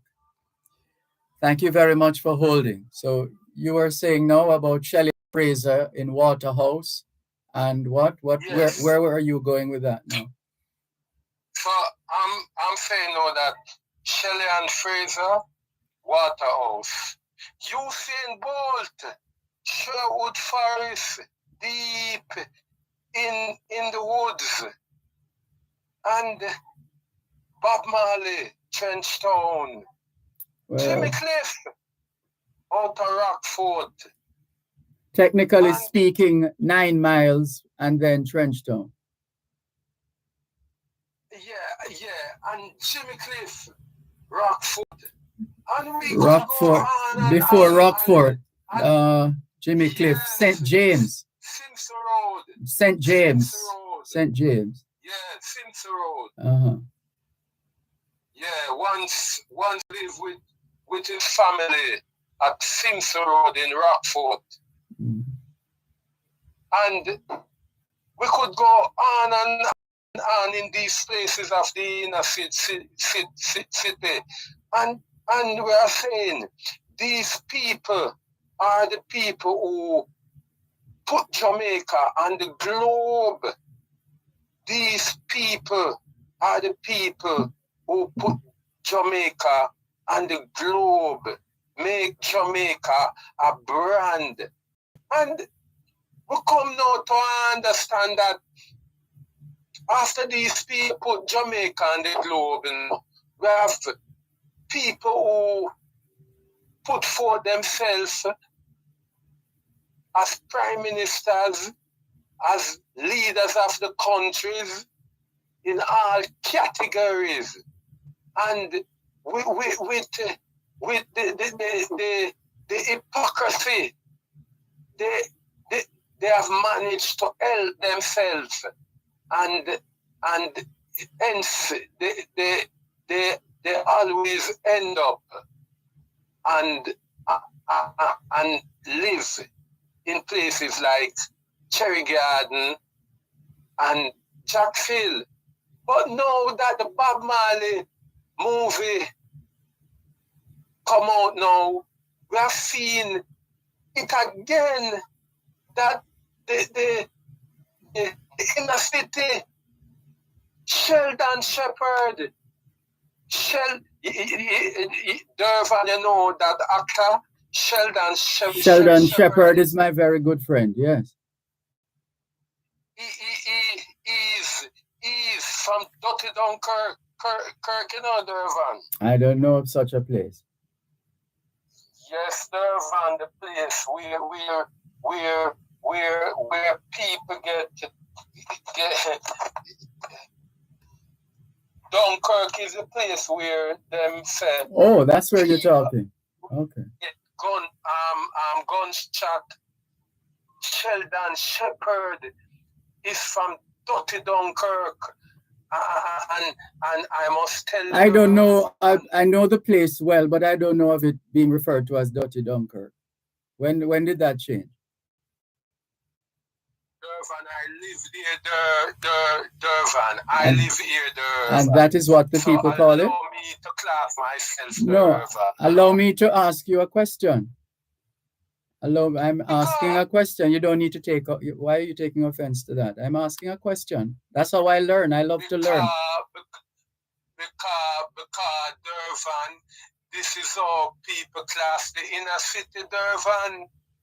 When people is talking about Tivoli and Trenchtown and them class these places, but what you're doing, you are putting everybody in the same pot. We know that we don't live in a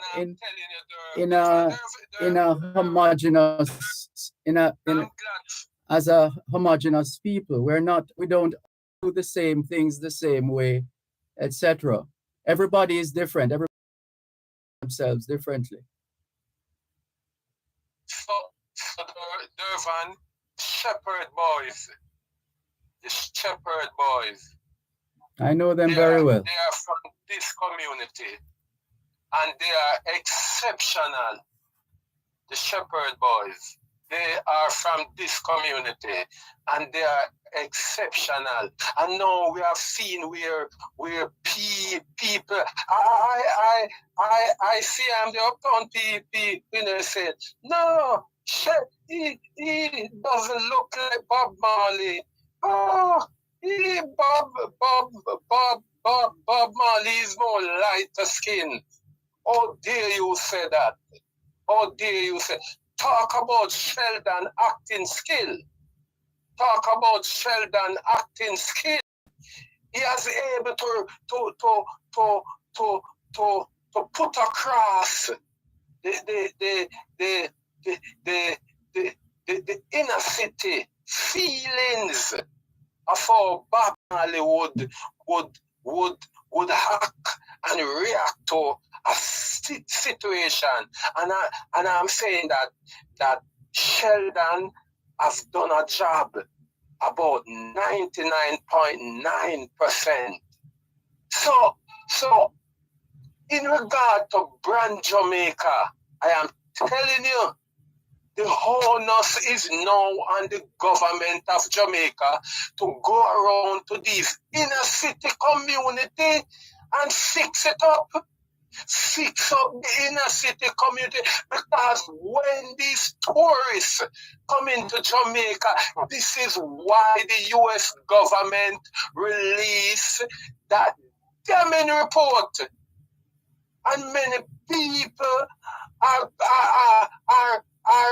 going around it because the U.S. government know that as soon as this Bob Marley film release worldwide, the whole Jamaica is going, the whole world is going to flag Jamaica. And nobody is going to no all-inclusive hotel. The people are coming to the inner city.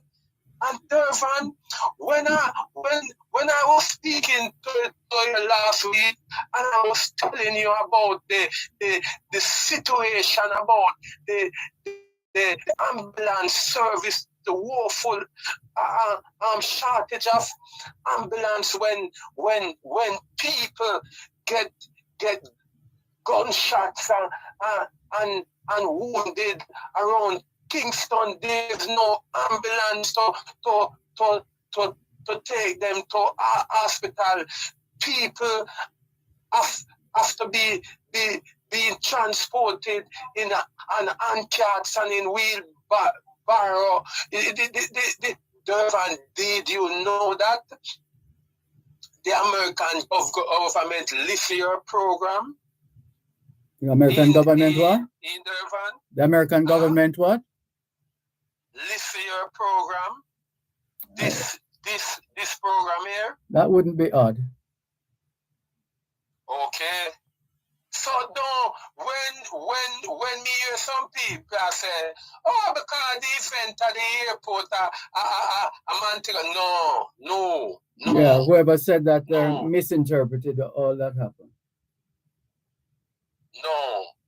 It is not the event at the Montego Bay Hotel. The American government is seeing that the Jamaica health service is woeful and is in deep shortage of emergency service. Well, we did about 3 programs recently, didn't we? We did about 3 programs on it. Yes, Dervan, that's why I always ask you, is your program is just a talk shop? And ask you, do the newsroom take things from your program? And you tell me no, but your program is a program where your program is like the prophecy of radio, you know, Dervan. You're very kind. Did you know that? That's very kind of you to say.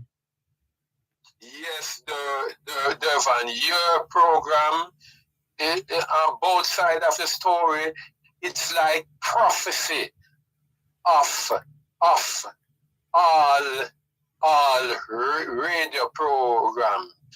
The people listen to this program, then bring the argument to other programs. So Dervan, if the government is listening now to your program, I'm imploring the government, the onus is on you to go into the inner city and upgrade the housing stock. Yes, go in there and tell the youths them say stop the war in our community, especially in a Kingston now, because everybody are gonna know say Sheldon Shepherd come from Franklin Town, and I go come as well the gentleman said before. Them can't stop tourists from going nowhere. But we know for sure that the tourists them don't want to stay in no hotel. The tourists them want to come and walk beside the people them. The tourists them want to come downtown and walk beside the people them in a downtown parade and up a half a tree and everywhere. Well, your point is very well made, and you do have the evidence to back it up as well. Thank you very much. We have a backup of calls now. Please bear with us. All right, but thank you very much for the call and all the very best. Yeah, man. Okay, take care. Bye-bye.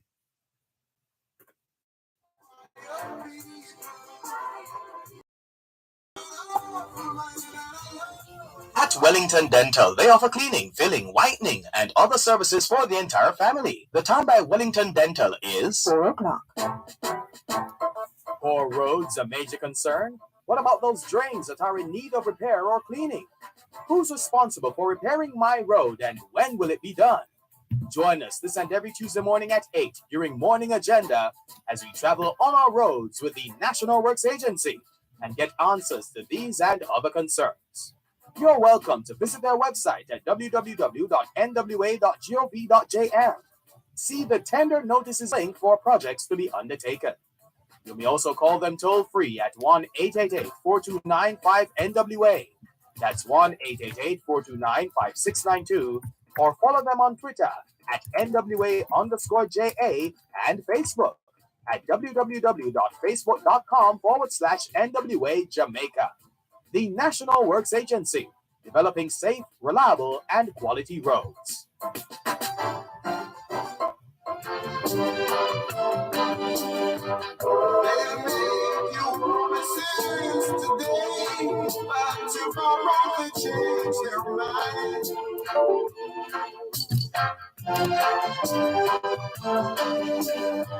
Make you faithful promises today, but tomorrow they change their mind.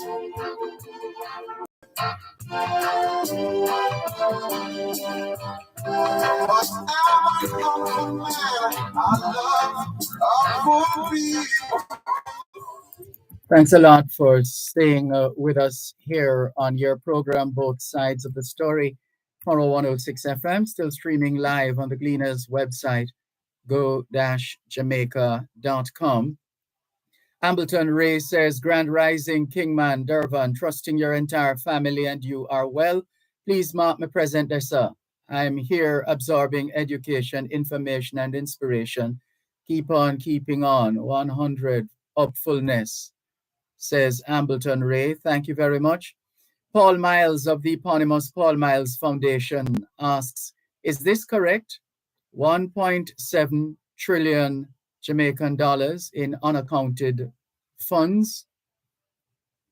Well, that's the story. Questions raised after ministries flagged for 1.7 trillion in unaccounted funds.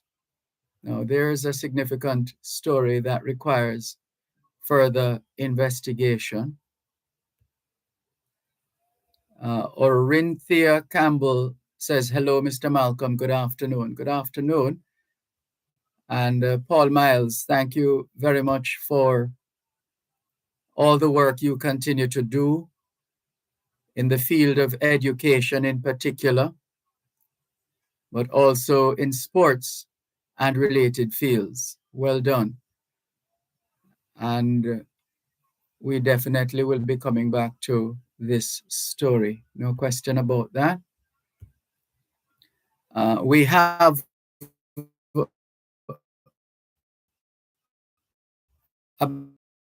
afternoon. Thanks for calling. Hello. Good afternoon, Miss Mervis. Oh boy. What is it, Mr. Carter? Say you must become.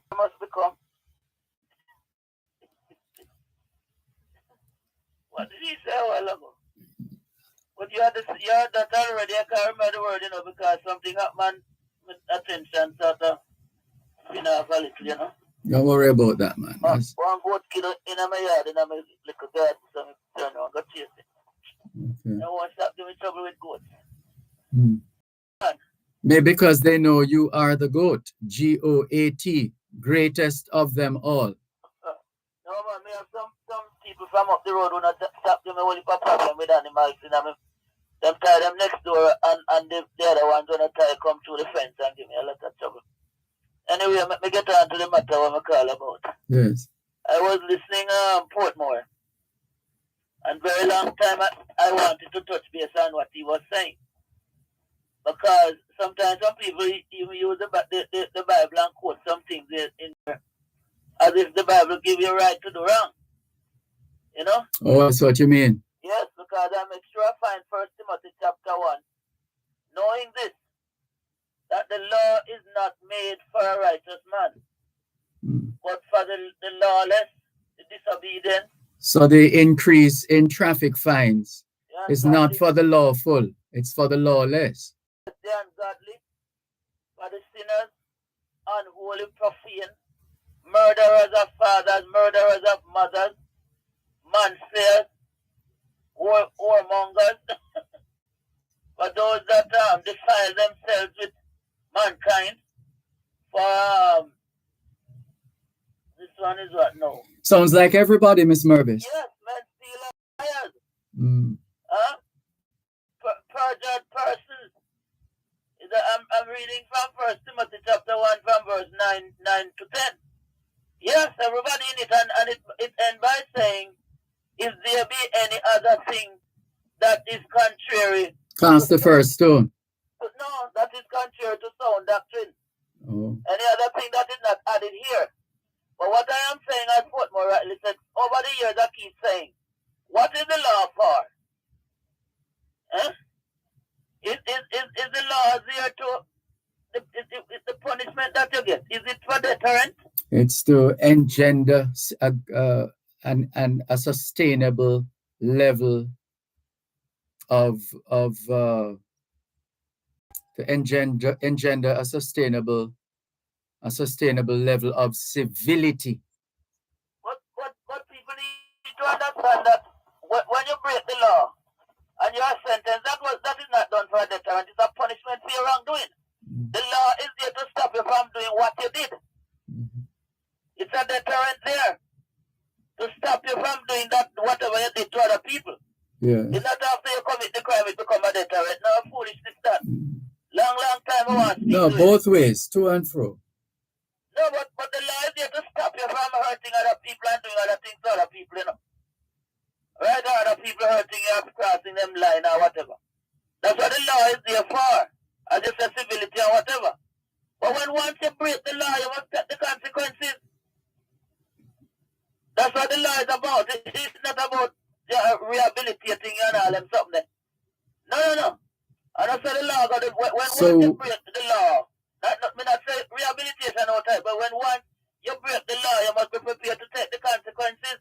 A lot depends on how it was broken. Because you can kill a person in self-defense. You can kill a person accidentally, you know what I mean?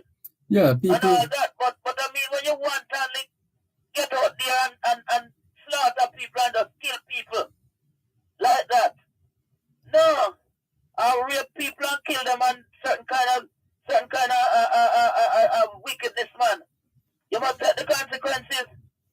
And the consequences can't be a slap on the wrist. I am agreeing long time that some of these laws and whatever they're doing is only feeding crime. How can you kill 5 somebody and the law let them only charge you for your sentence for one Dervan? No go so. A 5 family you leave grieving. 5 hurting family. And you walk around just to kill people all over the place.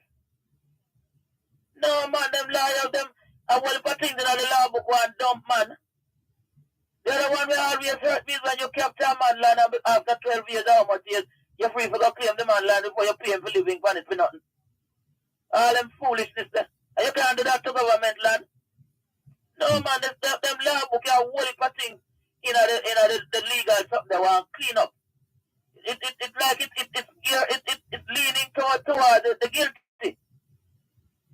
I don't like that. I don't think that is fair to the people who are hurting. I gather that's one of the reasons why the Ministry of, what's it called? Justice? And Constitutional Reform. I think that's Mr. Chuck saying something there. Not very long ago about something similar. It can't work like this, Dervan. These guys too brutal.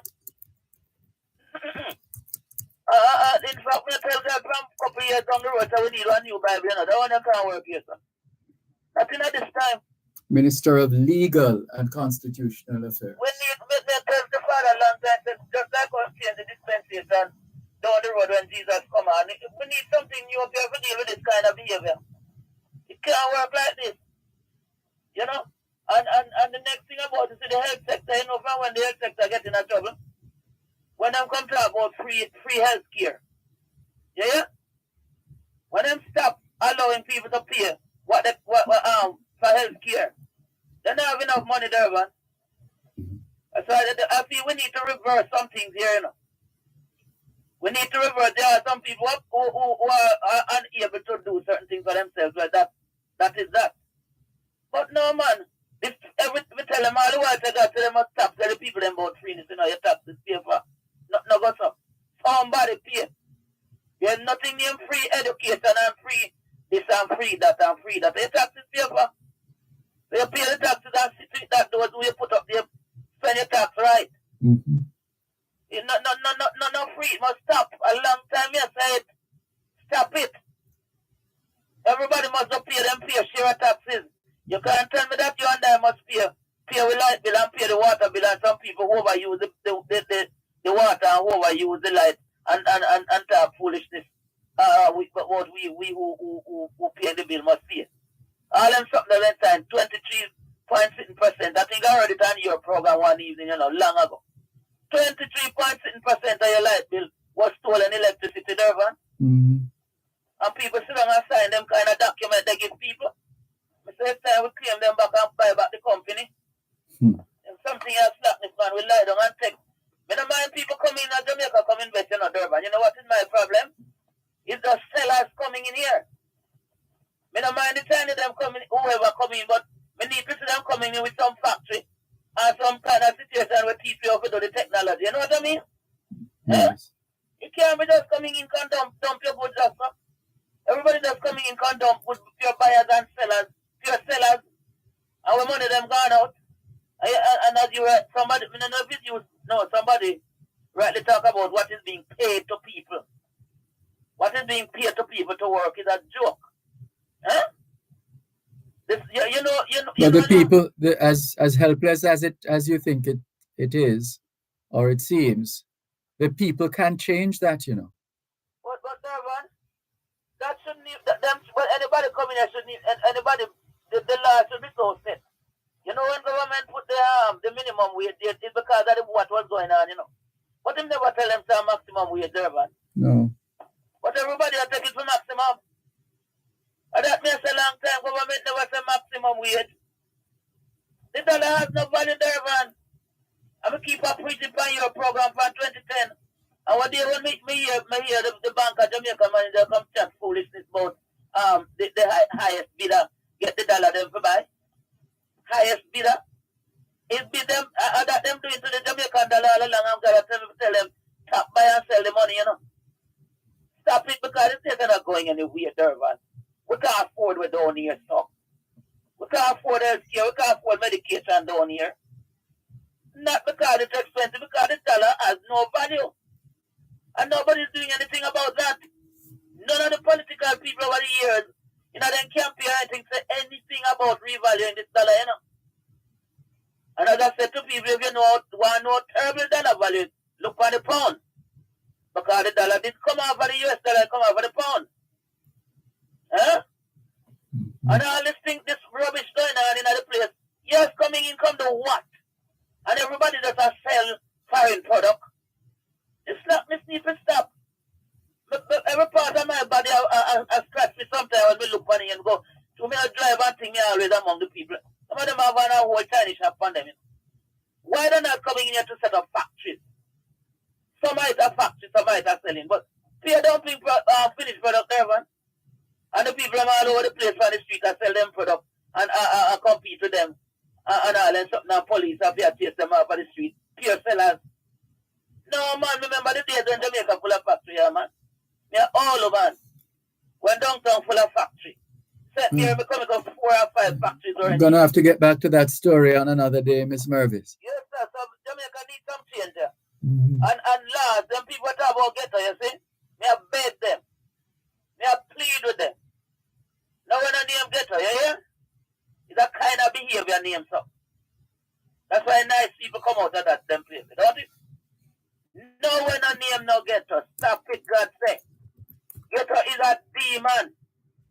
When dehumanize people and make them act like subhuman. So you come from down in a town and I know the rich place, stop, call yourself ghetto youth and ghetto people. Stop it. Last word that. Coming from the days of the Jewish quarter in a city. Come out of the foolishness, but then come out yourself. Miss me a ghetto youth. But you call out for a preach today. All right. Thank you, Miss Mervis. Bless up. You're listening to Power 106 FM. The time is now 4:15. It continues. Smiles at Wellington Dental. We offer dental care for the entire family. Cleaning, filling, whitening, and other dental services. There's wheelchair access and an exciting play area for the children.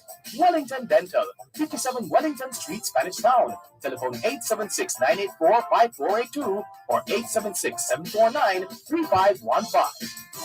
It's a new year with new savings. Get ready to renovate your space at Home and Things. Enjoy up to 50% off select items on digital prices on porcelain, ceramic, and mosaic tiles. Extra specials on Spanish tiles, bathroom fixtures, faucets, windows and doors, beautiful lighting, home decor, and lots of new arrivals. There's no better time to create that new look. Enjoy New Year savings at Home and Things. Old Hope Road and Constant Spring Road. Jamaica builds with Home and Things. 16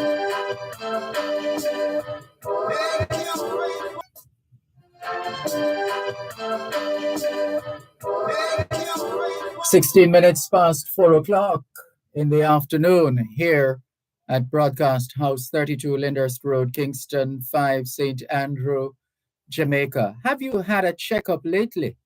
If not, now is a good time. Let's not wait till we get sick to get a checkup. How about that? Checking in with more on your program, Both Sides of the Story, Poro 106 FM. Good afternoon to all the students listening to us, all the schoolers from the early childhood level to the secondary level. Trust you had a productive day of learning today. Hope you also managed to get in some physical activity, just as important as mental activity. As we always say, young people, socialization makes you educable, education makes you trainable, training makes you employable, and the right attitude makes you successful. Homework time, young people. Let's go to the phone lines once again, 876-922-4112-5. Good afternoon. Thanks for calling. Hello, are you there? Good afternoon. That person got tired of holding. Sorry about that. 876-922-4112-5. Let's hop across to the text line, same as the WhatsApp number, 876-365-3346. Good afternoon. Thanks for calling. Go ahead, please.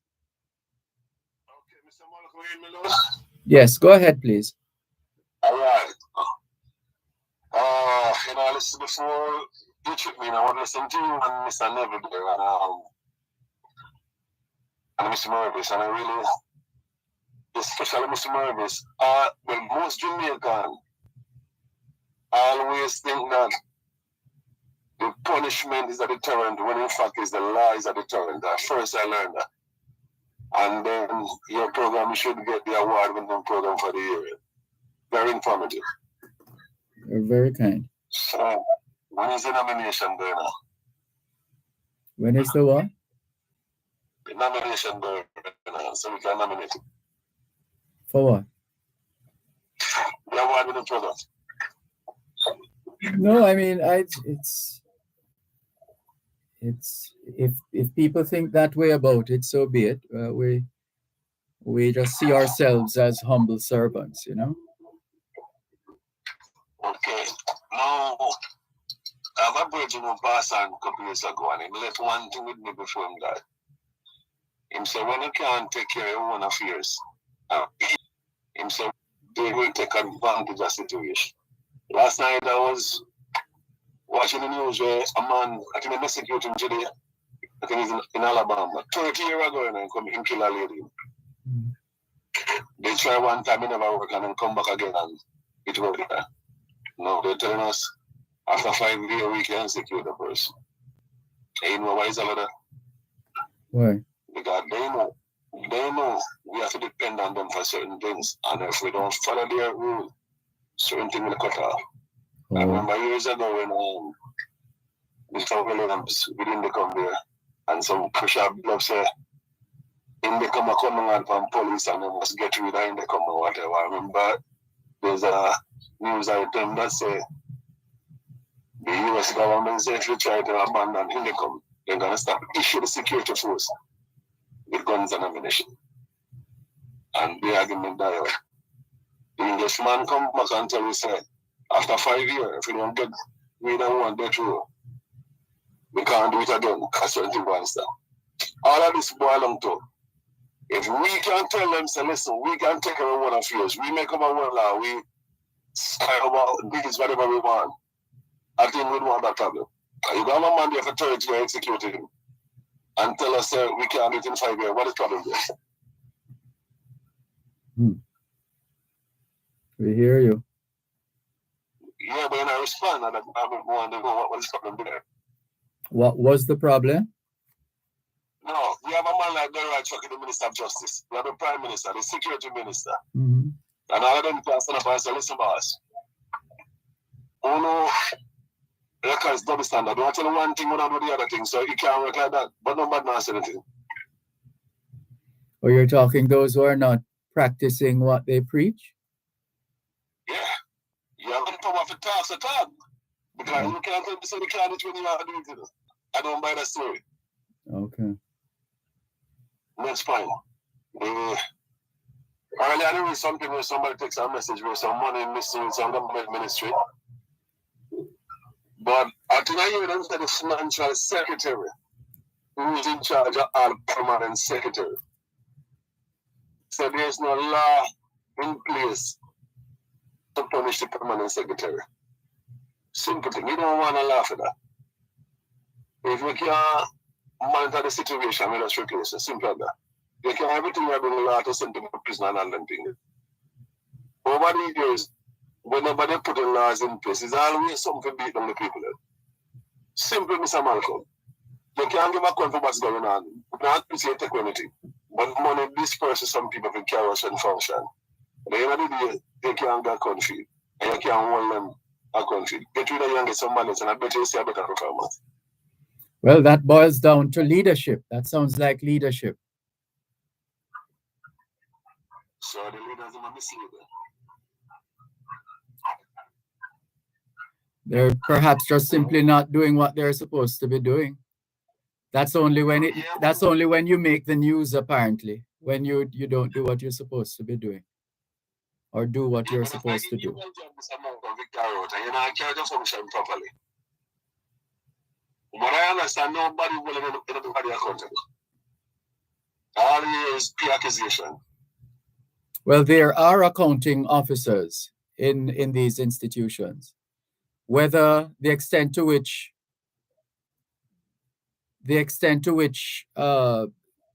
they are brought to a place where they are interrogated about their stewardship and related matters, by all means, let's bring them forward so that they can respond to the questions that members of the general public have for them.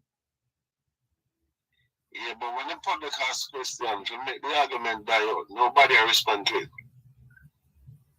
No, the public is everybody. Yeah, just like how you have the public sector workers. When I say nobody, the person who's in charge, like if I say Mr. Malcolm, what happened to the money given to fix the road over there? Because the road was fixed. In order to make that argument go away, don't respond to it. That's what I said. Oh. So you have found a way out. Really found a way, but I see some tactics are playing with the people. Don't respond to that and go away. No, but people have to insist and recognize where the power actually lies. It really is with the people, notwithstanding criticisms of the people's approach to these situations. Some of it is lackadaisical. In other instances, it's neither here nor there for them, etc. In others, you just get the platitudes, but nothing behind that. So you have to keep at it and keep their feet to the fire in order to get some answers and to take responsibility for their actions. You mentioned all their feet to the fire because they're not sure water upon them feet, so they won't burn them. Well, we just go ahead. Today I was listening to Emily Sheila in interview with somebody that to do with some law pertaining to the Integrity Commission. One thing I learned in that conversation is that once you are an investigation, you're not allowed to speak. And I find that crazy. Because this is one way of keeping, like I said, one way of making the argument go away. Don't say anything and it eventually go away. I think in the last 6 months, a lot of it coming down to now. weird argument going around. I don't know nobody now, but I can understand that. Yeah, it's a function of how the system has been set up. You're getting the effects, you're feeling the effects of this system that has been set up to enhance the level of integrity in the system. That's what you're feeling right now. So for the rest of the year, if they remain silent to a ground. Well, if we live long enough, we might find out. If not, then well.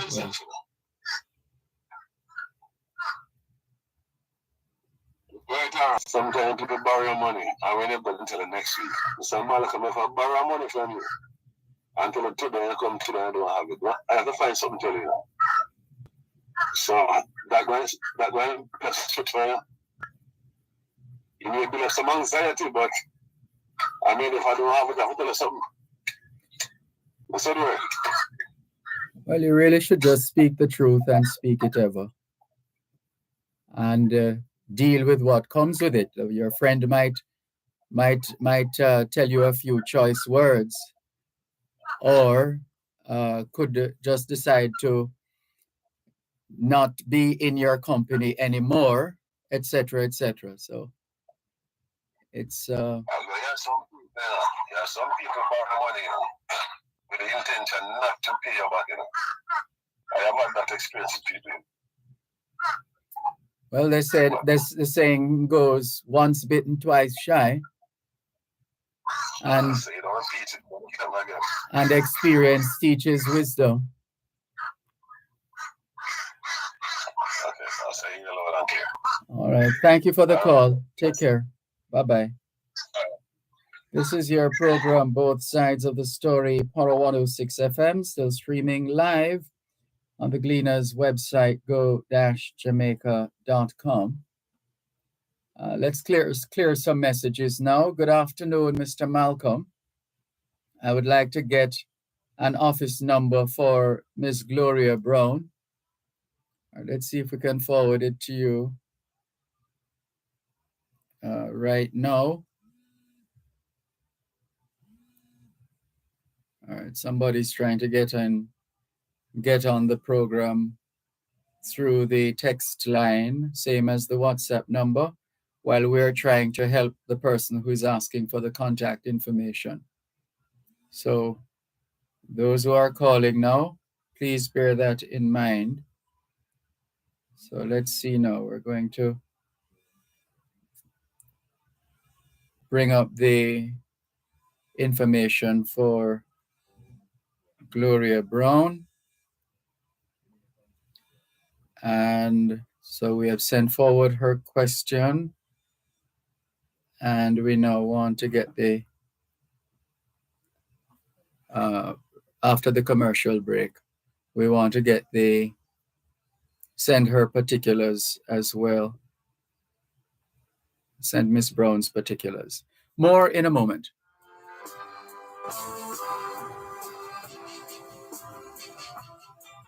You're listening to Power 106 FM. The time is now 4:30. It continues to be all smiles at Wellington Dental. We offer dental care for the entire family, including cleaning, filling, whitening, and other dental services. There's wheelchair access and an exciting play area for the children.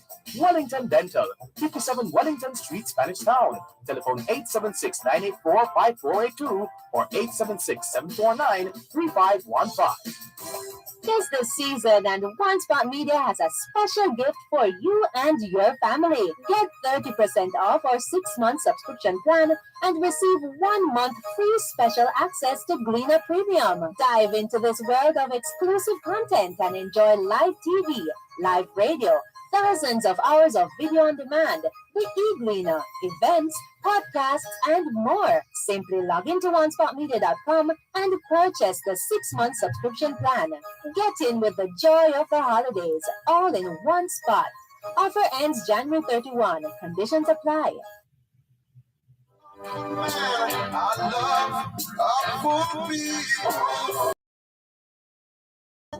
progressive man and I love. I'm a progressive man and I love progressive people. I'm a truthful man and I love truthful people. I'm an honest man and I love honest people. I've learned some lessons in my life. Lessons in my life. Thanks a lot for staying with us here on your program, Both Sides of the Story, Power 106 FM, still streaming live on the Gleaners website, go-jamaica.com, live on your smart devices, taking your calls on 876-922-4112 876-922-4112 Text line, same as the WhatsApp number. And we're still trying to, here we go, share the contact information that you requested. And we have done that. So we're moving on now. Let's go to Mac, otherwise known as Bunty. He says, good evening, Mr. Malcolm. And to all your listeners, I'm asking you please to read this first verse of the Bible, Matthew 6, verse 33, Matthew 6, verse 9, 10. Something is missing here. Banil 12, verse 44, and explained what you gain and explanation, please and thanks. And when do you expect that to happen, Bunty? And this one says, Bitcoin, the best performing asset past decade. El Salvador has adopted Bitcoin and booming. When will Jamaica get smart? Thank you. Thank you very much for your message. As we continue to share with you some of the feedback, and it's a lot. This one says the regular informer don't have protection. If you give info to the police, it's likely the gangster will get your information. I think that's what he wanted to say. The ice cream vendor is from St. Elizabeth. Death penalty, stop one person at a time. We need the more preventive measures. Death penalty with our corrupt atmosphere is not ideal. Those are some of the comments from someone who goes by the moniker Waymaker, Waymakah. Neville, otherwise known as Salah, says, Dervan, please to let Portmore know that the man who was executed yesterday in the USA, it was the second time that they were trying to kill him. The question is, why did they was to execute him when they were trying before and it didn't work? Don't know you were allowed to do that after the first attempt failed. Salah from Kingston. This one says, good afternoon, teacher. It is just cool and overcast here at class today. I don't believe in killing of any kind. Harsh punishment for the convicted, I have no problem. But killing an innocent person by the state is a no-no for me. Even 1 in 100 years. Grabbing up and hanging without a fair trial is wrong. No hanging around here. Harsh punishment, yes. Thank you for your message. Another one. Good afternoon, Mr. Dervan. Listen to your caller just now. When a man murder and you take his life, then you end up with 2 murders. I think it is wrong. Thank you, says this person. Miss Bonner, it is. And let's find another one. This one from Franklin McDonald in Guelph, Canada. He has shared a link Israel must take steps to prevent genocide in Gaza, UN court says. So keep watching that space for more information. Moringa Man in Harborview says, Mr. Malcolm, there was a time when MPs were called MHRs, members of the House of Representatives. Representing people had more meaning then, says Moringa Man from Harborview. Another message here. This one says, good afternoon, Brother Malcolm and our valuable listeners and callers. Brother Malcolm, I always enjoy whenever Mr. Neville Carter call you. He always shares some good points. Enjoy your day, my brother, Patrick, in New York City. Good to hear from you, Patrick. Where are you, in the barber shop? Or are you at work at the airport? Oops, hope I'm not saying too much. GMAC in the Cayman Islands says, hi, Dervan. Please send happy birthday wishes to Patricia Miles. Greetings are coming from Garfield, Nikki, Janoy, Jana, and Vived. We love you and wish you good health and prosperity. And that's coming from GMAC in the Cayman Islands. Thank you, GMAC. This one says, good afternoon, Sir D. Could you ask this fellow to tell us what he's doing in way of contributing to Jamaica? The fellow knows that everyone is not doing for Jamaica. Tell us what you are doing. Unfortunately, there are too many people of this kind. Look in the mirror, my good sir. Hope you can ask the question before he hangs up. And that's coming from Ren. Horace, otherwise known as Spider, says, Mr. Malcolm, you know, sometimes you ask someone a question and you know the answer of the question by the way they answer you. Say you live in the country and you raise goats and 3 of your goats are missing, and words going around that is a particular person in a family steal your goats. So you ask a member of that family if he knows anything about the 3 goats that are missing. And he says, no, I don't. You ask someone else in the family the same question, and he says, no, I don't know. So you ask the father the same question, and he says, I have searched far and wide, and I don't hear anything. Mr. Malcolm, what is so difficult for the police to pay these used car parts dealers and ask for documentation of some of the parts they are selling? I'm asking the question for years. That most of these, a word is missing here. Maybe you're trying to say, I know, or I think that most of these stolen cars are it's likely that they end up in some of those parts dealers' outlets. Look how many scrapped cars were found in St. Mary.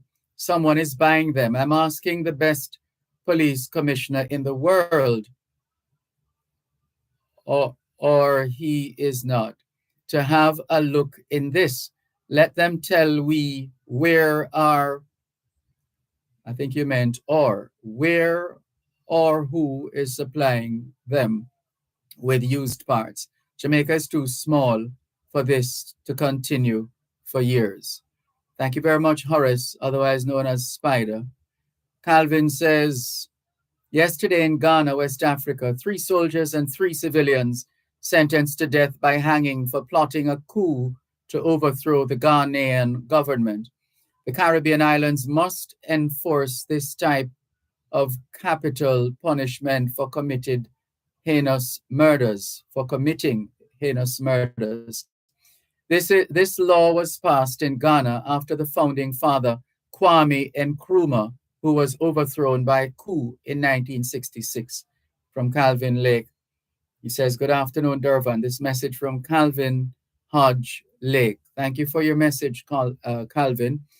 Barry One Love says, I overheard one of the sick heads talking about he's the one advising the prime minister on climate change, who is one who knows the future around here and source of wisdom, facilitating everything new over the last 23 years, while everyone behaving criminally and murderous are I. Hmm. I'm trying to follow Barry's leading here in this message. The PM gets up to 2 or 3 emails from I daily. Oh, he's since is only I know the future and in a position to give future guidance, and have been doing so for the last 23 years to the world, says Barry. All right, Barry, thank you very much for your message. Happy Sabbath to you too, Ricardo in Glengoff, St. Catherine.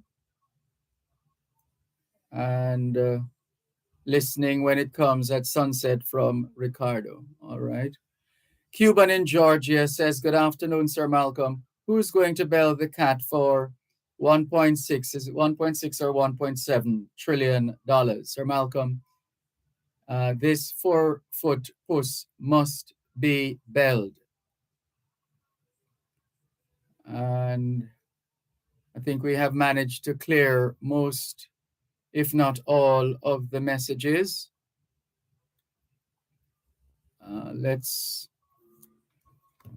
Let's continue with more on your program, Both Sides of the Story. Poro 106 FM. Nicola in central Jamaica is greeting us. Good afternoon, Nicola. Maxine Charlton, hello to you. She says, my prayers are with your family, Albert, and the family. And that's Albert in Coconut Creek, Florida. That message is for him from Maxine Charlton. 876-922-4112-5. Good afternoon. Thanks for calling. Hello. Hello? Good afternoon. Thanks for calling. Yeah, good afternoon. Good afternoon. Yeah, first time calling, you know? Welcome. Yeah. I was born in 1990, you know? So, I born in an era where we get a little bit of the understanding from the older generation. Coming into 2000, when we realize that things change, you know? When we realize in 2000, we get smartphone, computer start coming more into Jamaica in the year 2000. At that time, I was about 10 years old, you know? But what I'm really trying to say is that the age, in that age time from 1990 to 2000, my parents and my grandparents grew me up and teach me about Jesus Christ, you know? And Jesus, we read a part of Jesus said, the stone that the builders refuse gonna become the head cornerstone. And the builders, oh, we see the world that really are going now. The people that really reject the stone, you know? Because the same stone which is Christ, my tell we must love one another and we must not war and we must be with love. But when we look at how the world operates right now, I be a war and rumors of war, you know? And the latest thing when we realize right now is that this one rich man, not calling him a very rich man, everybody know him. They be calling him Mark Zuckerberg. He build how much million worth of underground bunker, you know? So these men, the Christ, they tell you what happened in these days.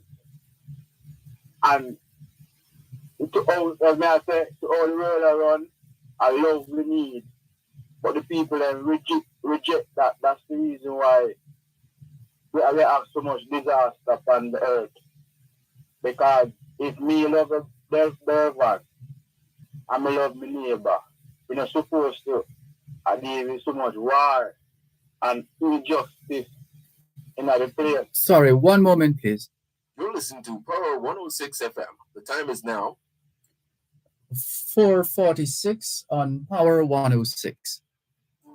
I've been hearing about this constitutional reform thing. You know anything about it? Yes, constitutional reform. Americanize the constitution. But how? Enough things changed since 1962 and we've matured as a nation. So modernizing the constitution will reflect our current societal values. Oh, a constitution for Jamaicans, approved by Jamaicans. Are you ready for the journey? Join us on the road to republic. Think independence, think republic. A message from the Ministry of Legal and Constitutional Affairs.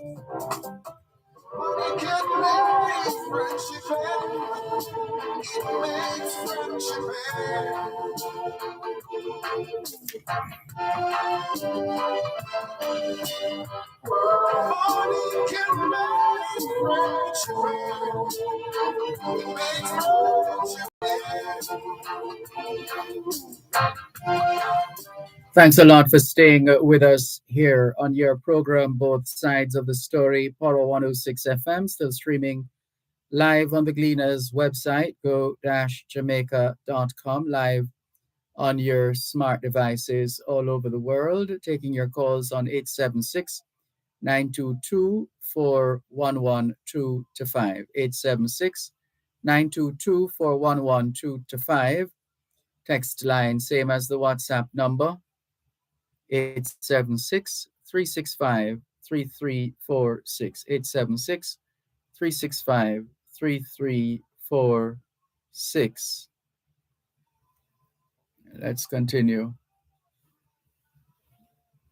here on your program, Both Sides of the Story, Power 106 FM, still streaming live on the Gleaners website, go-jamaica.com, and live on your smart devices all over the world. Let's go into the archives before we wrap today, see what we find. Well, let's go to the phone calls first. 876-922-4112-5. Good afternoon. Thanks for calling. Hello, good afternoon. Go ahead, please. Thank you for calling. Hello? No, maybe that person got tired of holding. Sorry about that. Let's keep it going nonetheless. 876-922-4112-5. The first 736 convicts banished from England to Australia in Botany Bay. It happened on this day in 1788. Over the next 60 years, approximately 50,000 criminals were transported from Great Britain to the land down under in one of the strangest episodes in criminal justice history. So in 1788, the British First Fleet, led by Arthur Phillip, sails into Port Jackson, Sydney Harbour, to establish Sydney, the first permanent European settlement on the continent. 20 years later, on this day in 1808, there was the Rum Rebellion, the only successful, albeit short-lived, armed takeover of the government in Australia. The governor of New South Wales, William Bligh, yes, the same William Bligh who brought the breadfruit to Jamaica, but more on that later. So William Bligh, the governor of New South Wales, was on this day in 1808 deposed by the New South Wales Corps under the command of Major George Johnston, working closely with John MacArthur. The truth is that the so-called Rum Rebellion in Australia was not about rum. It is popular belief that the autocratic William Bligh was removed because he threatened the huge profits that were being made from trading in spirits by the officers of the New South Wales Corps and by businessmen such as John MacArthur. But the conflict had greater depth than that of a mere squabble. Essentially, It was the culmination of a long-running tussle for power between the government and the private entrepreneurs, a fight over the future and the nature of the colony. The early governors wanted to keep New South Wales as a large-scale open prison with a primitive economy based on yeomen ex-convicts and run by government fiat. In 2006, journalist Michael Duffy revealed that the rebellion was not thought of at the time as being about rum. According to Duffy, almost no one at the time of the rebellion thought it was about rum. Bligh apparently tried briefly to give it that spin to smear his opponents, but there was no evidence for it, and he moved on. Many years later, in 1855, an English Quaker named William Howitt, Howitt, published a popular history of Australia. And it goes on. Like many others who abstained from drinking alcohol, teetotalers, William Howitt was keen to blame alcohol for all the problems in the world. Howitt took William Bligh's side and invented the phrase rum rebellion, and it has stuck ever since. As we indicated earlier on, this is the same William Bligh who brought the breadfruit to Jamaica in 1793. But it wasn't smooth sailing. In Jamaica, a hurricane every year between 1780 and 1786 destroyed the provision grounds. In between, there was drought. In the years 1780 to 1787, 15,000 slaves were said to have died on the island from famine or malnutrition and resultant diseases. The planters persuaded the King of England to mount a special expedition to obtain the breadfruit. In 1787, an English sea captain, William Bligh, was appointed commander of the HMS Bounty and charged with the task. And you can read on the rest. Most of this, all of this history is available. In the interest of time, we're going to leave that bit here for the time being. And let's see if we can give you one or two more. We told you about Simon Bolivar already. On this day in 1827, Peru seceded from Colombia in protest against Simon Bolivar's alleged tyranny. Simon Bolivar, the liberator of Spanish Central America, came to Jamaica September 10, 1815. He came as a political refugee and remained for about 7 months. His statue still stands at National Heroes Circle, right by the Ministry of Education. You can read more about that as well. And let's see. Yeah, there's so much more, but our time is running out. Let's see. Britain formally occupied Hong Kong on this day in 1841, which the Chinese had ceded to the British. And that one comes up in the news ever so often these days. Jacob Raphael de Cordova, the Jamaican-born Texas land agent, colonizer, and founder of the Jamaica Gleaner, died on this day in 1868. When he died on January 26, 1868, he was buried in Kimball, but in 1935, his body and that of his wife were moved to the State Cemetery in Austin, Texas, where they were reinterred. You can read on for some more on that. Nicola in central Jamaica looks like she has found some special ackies. You should see these pictures. She says she picked a 7-pod this morning, a 7-pod of ackies, or 7 pods of ackies. That's quite something, isn't it?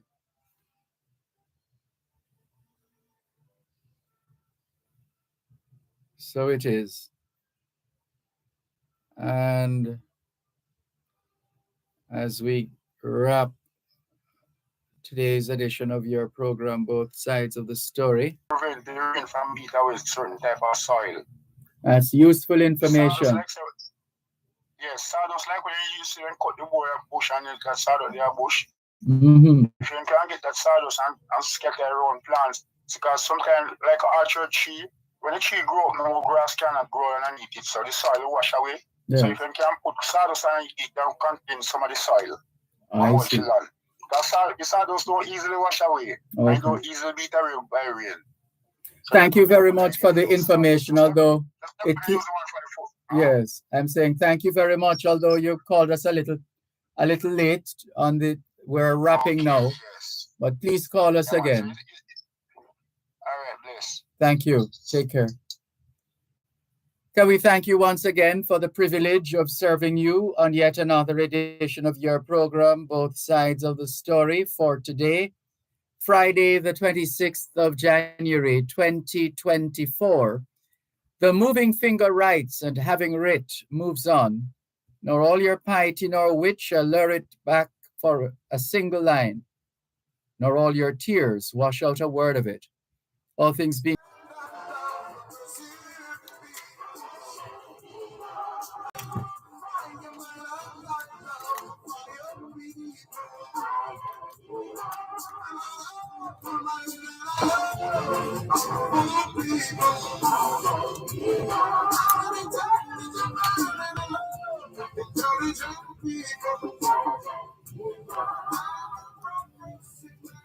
You're listening to Power 106 FM. The time is now 5 o'clock.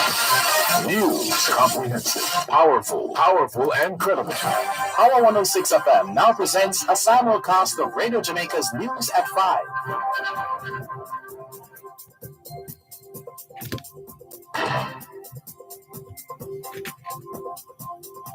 Bye.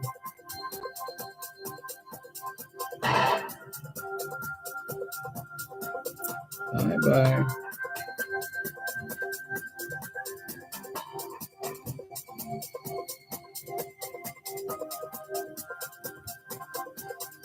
Landmark Court ruling declares that motorists who pay the traffic fines that were illegally imposed over a 15-year period are entitled to a refund.